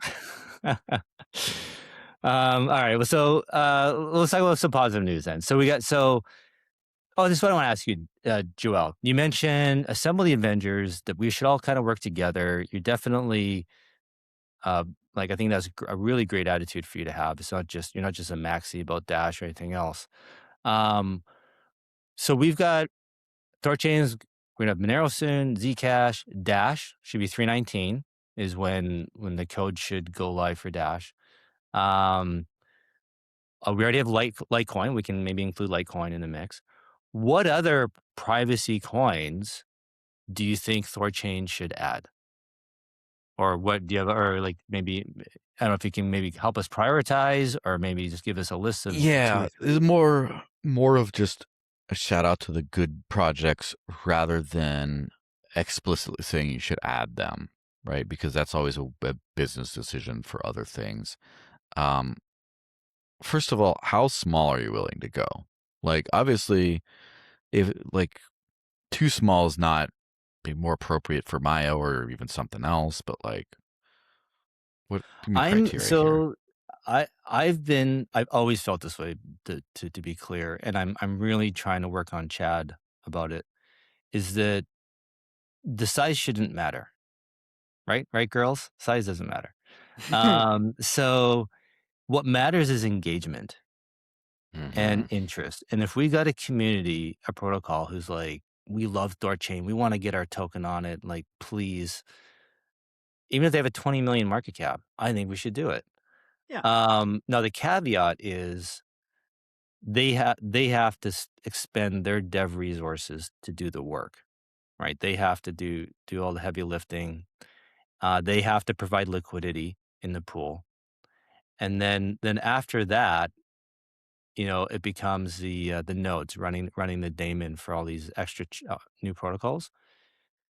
And I acknowledge that could be an issue, right? Maybe that's why we need the opt-in chain clients. But that should be our only hang up. And because it's so frustrating to me that people just look at like this one token and it's small and it has no volume. Yeah, but they could bring a few thousand people into the THORChain ecosystem. And those few thousand people own more than just that one little token. They have Bitcoin and Ethereum and Dash and whatever, and they'll trade other stuff. And like, I'm looking at paying, let's just say, I'm just going to make up a number. I don't know. It's going to cost me $10 per thousand views on advertising. When we bring in a protocol, they're going to be talking about THORChain and pitching it to their audience every day, every week, every month. They're going to be nonstop talking about THORChain for free. And so we haven't paid anything for them to talk about it. Our cost is really just the time in getting that chain supported. And then the real cost will be from the nodes running the full daemon, right? That we could argue is actually a real cost. And I'm sure I could do some maths to show that even a few thousand person community can easily justify the cost of those daemons from like a marketing point of view. And then this is how network effects work, is that like who knows what connection they could lead us to. Maybe they know a conference, like Joel, you introduced me to the guy at the Bitcoin conference. Actually, I'm going to ask you if you can introduce me to someone at Tangent Wallet. If you know someone there, Absolutely. that'd be great, because thank you. I appreciate that. So by us integrating Dash, we're friends with Joel.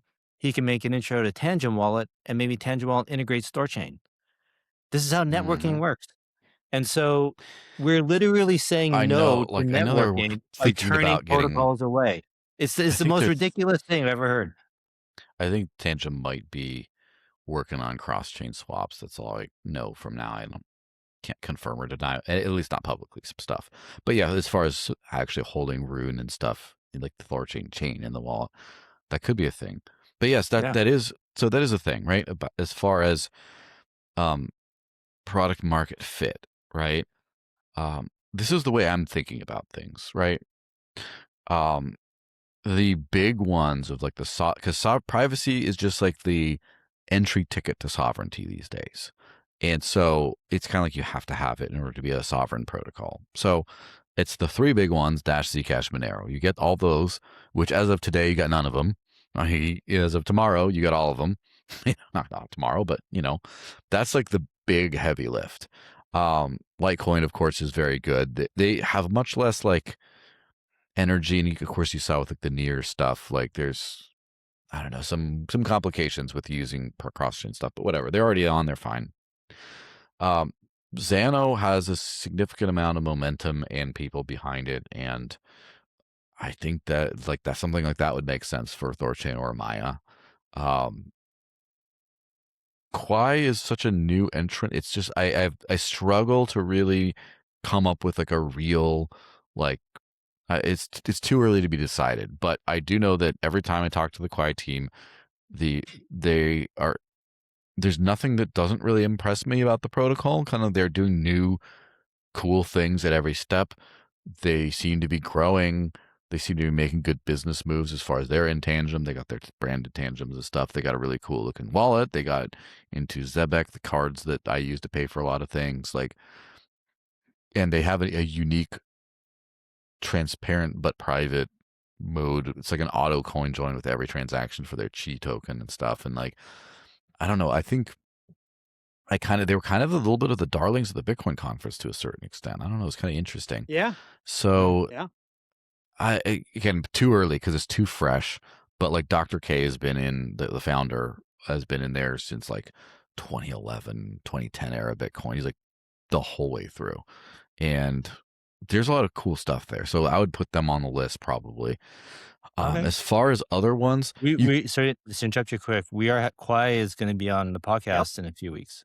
And Yeah. and they were at the side event in Vegas. there at the F1 arcade Love with it. us and chatted with the guys. Yes. So The other yeah, co-founder was also on my personal podcast yesterday. So they're good people. As far as there's a bunch of other privacy ones, like for example, Firo and Pivex, more Firo than Pivex, but that are on the list somewhere and kind of a little smaller. Like again, we're talking about 20 million market cap or less kind of zone, but like at least Firo has a lot of OG ties, and that's something you have to like figure it out with them. But maybe that's a Maya thing. Who knows? Beyond that, so we're having that's Firo on as well, podcast in a few weeks. well, is it Ruben? We're gonna talk to everybody.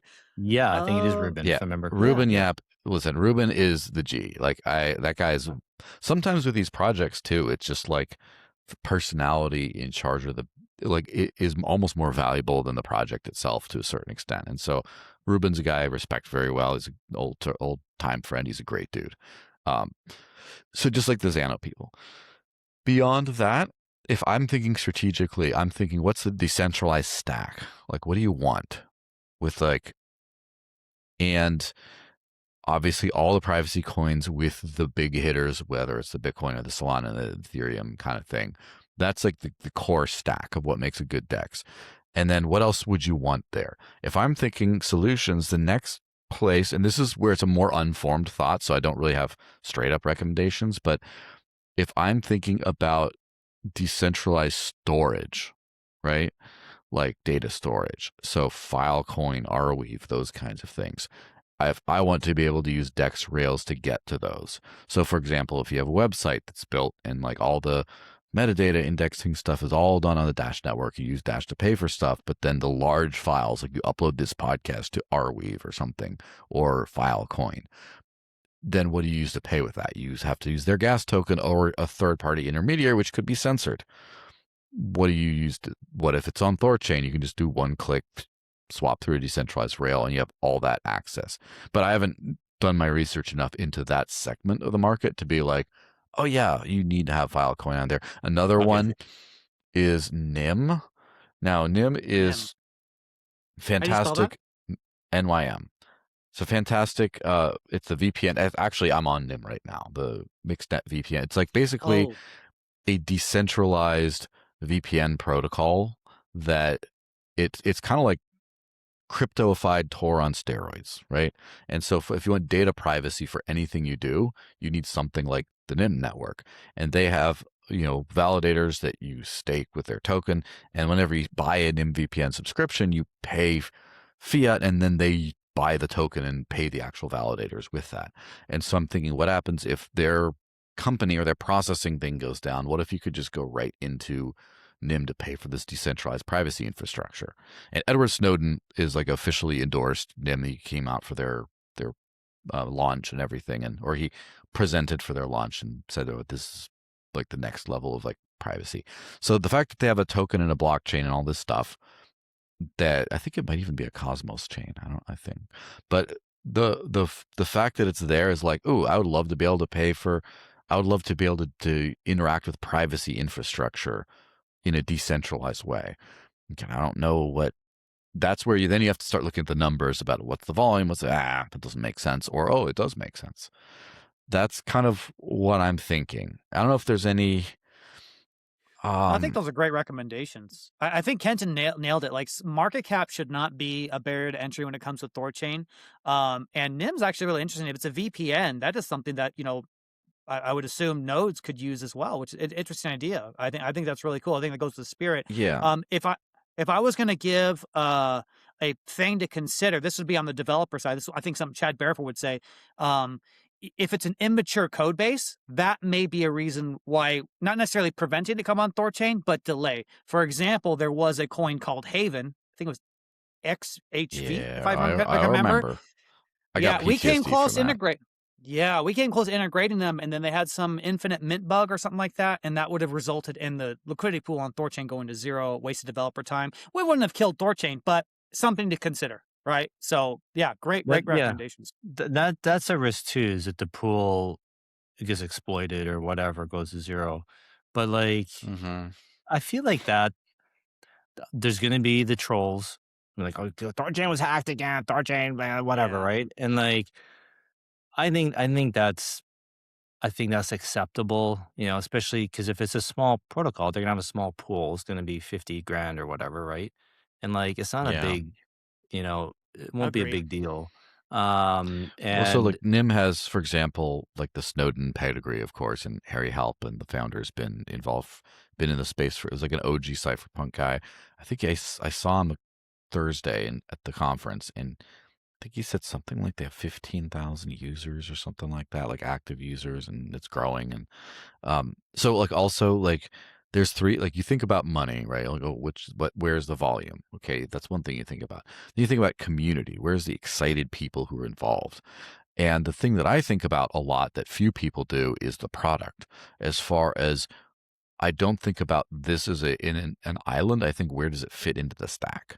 Like, where does it fit into, how does it make THORChain a better product where I get to use THORChain and then I get all the things I want? And like, this one little thing on the side might be tiny, but it might be like, ooh, guess what? You can just one shot your VPN user. And like, wouldn't it be cool if on their website where they use BTC Pay Server or whatever to take the random cryptos for payment, that then they do whatever, like, say, in a centralized way? What if that was a decentralized rail where everyone who signs up for NIM VPN does it through decentralized rails, yeah, That's awesome. yeah. for And example? like, everyone hates Binance, right? And no one wants to list their token on Binance. And it's like, but it's become a necessary evil for a lot of these projects.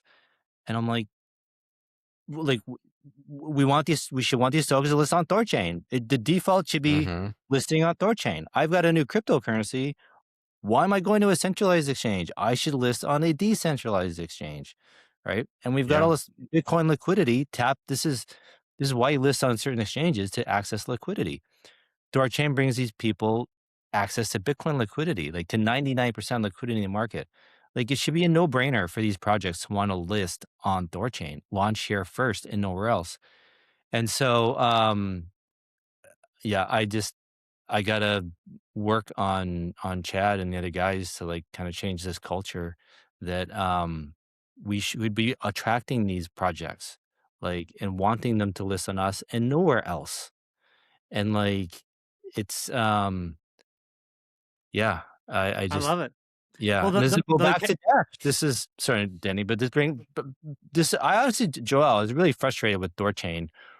I was looking forward to Dash being launched, being added, and like, this is Mm-hmm. great. Like, we're adding more tokens, and then it fell apart. I'm like, what the hell are these guys doing? Like, why? And excuses I got, I thought were piss poor. And I'm like, all right, well, I'm trying to, not, you know, uh, right, just trying to, stay on the sidelines, trust these guys to know what they're doing, the long term vision, whatever. Um, No, I think it was totally, completely wrong, ass backwards to not integrate you guys right away. And so I'm glad it's moving forward now. And hopefully this is a good turn of events, that the culture is changing at THORChain to add more tokens, like more chains, more tokens, especially if it's an ERC20. Get it on there. Like, it doesn't cost us anything extra. Like, gosh, like, so anyway, I I rant. mean, I agree. No, Yeah. that's 100% isn't correct. And go ahead, isn't go. the Venice isn't the Venice Yes, token DM, isn't Yep. that it's on there. ERC20? Is it on THORChain Or yet? I think it's Yeah, on it's on base. THORChain.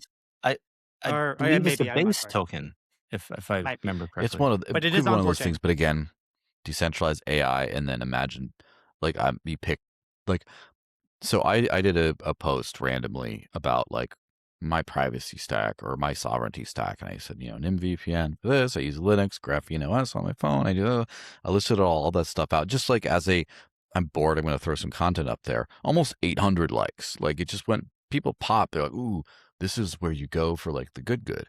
And it's just like, it would be cool to just hit up THORChain and be like, all the things connected to THORChain are all the things you need to live a sovereign life. And that's just like, oh, there you go. You don't have to be, well, this is all on THORChain, but you want the other one to complete the stack. You have to go over here to get it. It's just product. I love it. Boys, Yeah. you're nailing it. And I think, to Kenton's point, such a good one, is small market cap has nothing to do with it, because the most innovative new blockchains that are going to come out in the future that maybe don't exist yet will start out as small market caps, just by in virtue of the fact that they're new. Yeah. And Yeah. so, why would we ever like bypass the ability to get the most revolutionary new technologies coming out onto THORChain before they go mainstream. I mean, come on, let's do it. You know what I mean? So I love And it. I totally agree. and I gotta think that we will get to a point here soon where we will stop seeing brand new blockchains and people just like ERC20s or Sol tokens or whatever, right? Like the need to come up with a brand new blockchain is probably getting less and less. So we shouldn't be having to add new chains all the time. It should just be tokens on existing chains. So yeah, Yes. Well, we're coming on 3 hours, boys. yeah. Joel, thank you so much for this time. This has been such a great conversation. I love it. Do you have to go soon? I want to make sure I respect your time. I do have one I more gotta question go for you. soon. We should. Okay. Like, I Yeah. think we should Is wrap it a up fast here. question? I can do it fast. Why on your shirt is there a double helix with dash? What is the significance of the logo? Evolution. I want to know. Evolution, That's where baby. it came up. And I actually came up with this logo, not the dash logo, but I said, I told a graphic designer, do this with like kind of like the double helix logo. And so that's evolution and evolve or die. It's like evolution is a concept. It's also the chain, but it's also keep getting better, instant finalities. You need this, you need that, you need programmatic stuff. You need better privacy. You need to keep growing, evolve or die. THORChain is very different from the ChaosNet days. Evolve or die. That's what it means. Yes. So do you believe in human evolution, or is the world 4,000 years old? More like 6. I don't know. Listen, I honestly don't know enough, but I do see things evolve in real time. I see people adapt. I know that in the Spanish colonies in the Andes Mountains, there was one colony where way high in the mountains where all the Spanish women had a 100% miscarriage rate. Just wasn't working out. And then the locals were doing fine, something with the elevation. And so when they started to then intermix, their children now were viable because some people are adapted to survive in certain elements. And so Yes. adapt or die. Like you got to figure it out. And we have to be sensitive to this or we're going to go away. Yeah. The medical reason for that is the embryo when it's developing was hypoxic due to the thinner air, and so they had miscarriage. That's really tragic. Yeah, that's what it is. And the genetics means that the embryo then can survive on less of a oxygen concentration by thinner air. Mm-hmm. Yep, that's what it is. 100%. That was a great example. Okay, boys, should we wrap it up here? What do you say? Yep. Yeah. Love it. That's oh my evolution. God.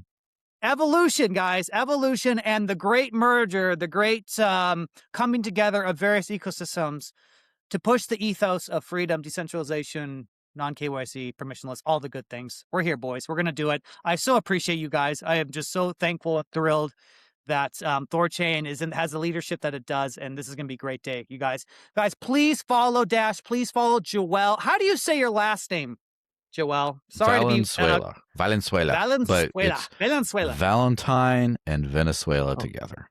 Oh, we didn't make that clear either when we started. It's Joel, not Joel. Joel. Valenzuela. Valenzuela. Not that hard, but you have to figure it out. That's right. Yeah, I'm just a gringo, so I don't know things. You know what I mean? So it is what it is. You guys, please follow Joel Valenzuela. This has been great. Just a reminder, you guys, if you'd like to become a node operator and need some help, please reach out to Runtard on X. He can help you get set up and find bond providers. I'll help you too. Kenton will help you. We want more unique node operators. THORChain is about to make a huge transition, and we need all the decentralization we can get. We're already decentralized, but that does not mean we can't make it better. For THORChain data and insights, please follow @RayAnalytics on X. He does written recaps of these podcasts too. He does a great job. He does it for you guys. Please follow him. He is such a wonderful contributor, also helping Kenton with various information on the marketing front. God bless him. We love that guy. And guys, always remember, the views expressed are solely of the host and guests, and any action taken based on this information is at your own risk. Past performance is not indicative of future results. The THORChain community does not endorse or condone illicit activity of any kind whatsoever. And with that being out of the way, you guys, thank you, Joel. Thank you, Kenton. Thank you to all the listeners. The parting word? Go for it, brother. It's all you. Okay. Taxation is theft. Your phone is spying on you. Fiat is a scam. Live on crypto before it's too late. That's it. Take care, everybody. Bye now. We'll see you next week.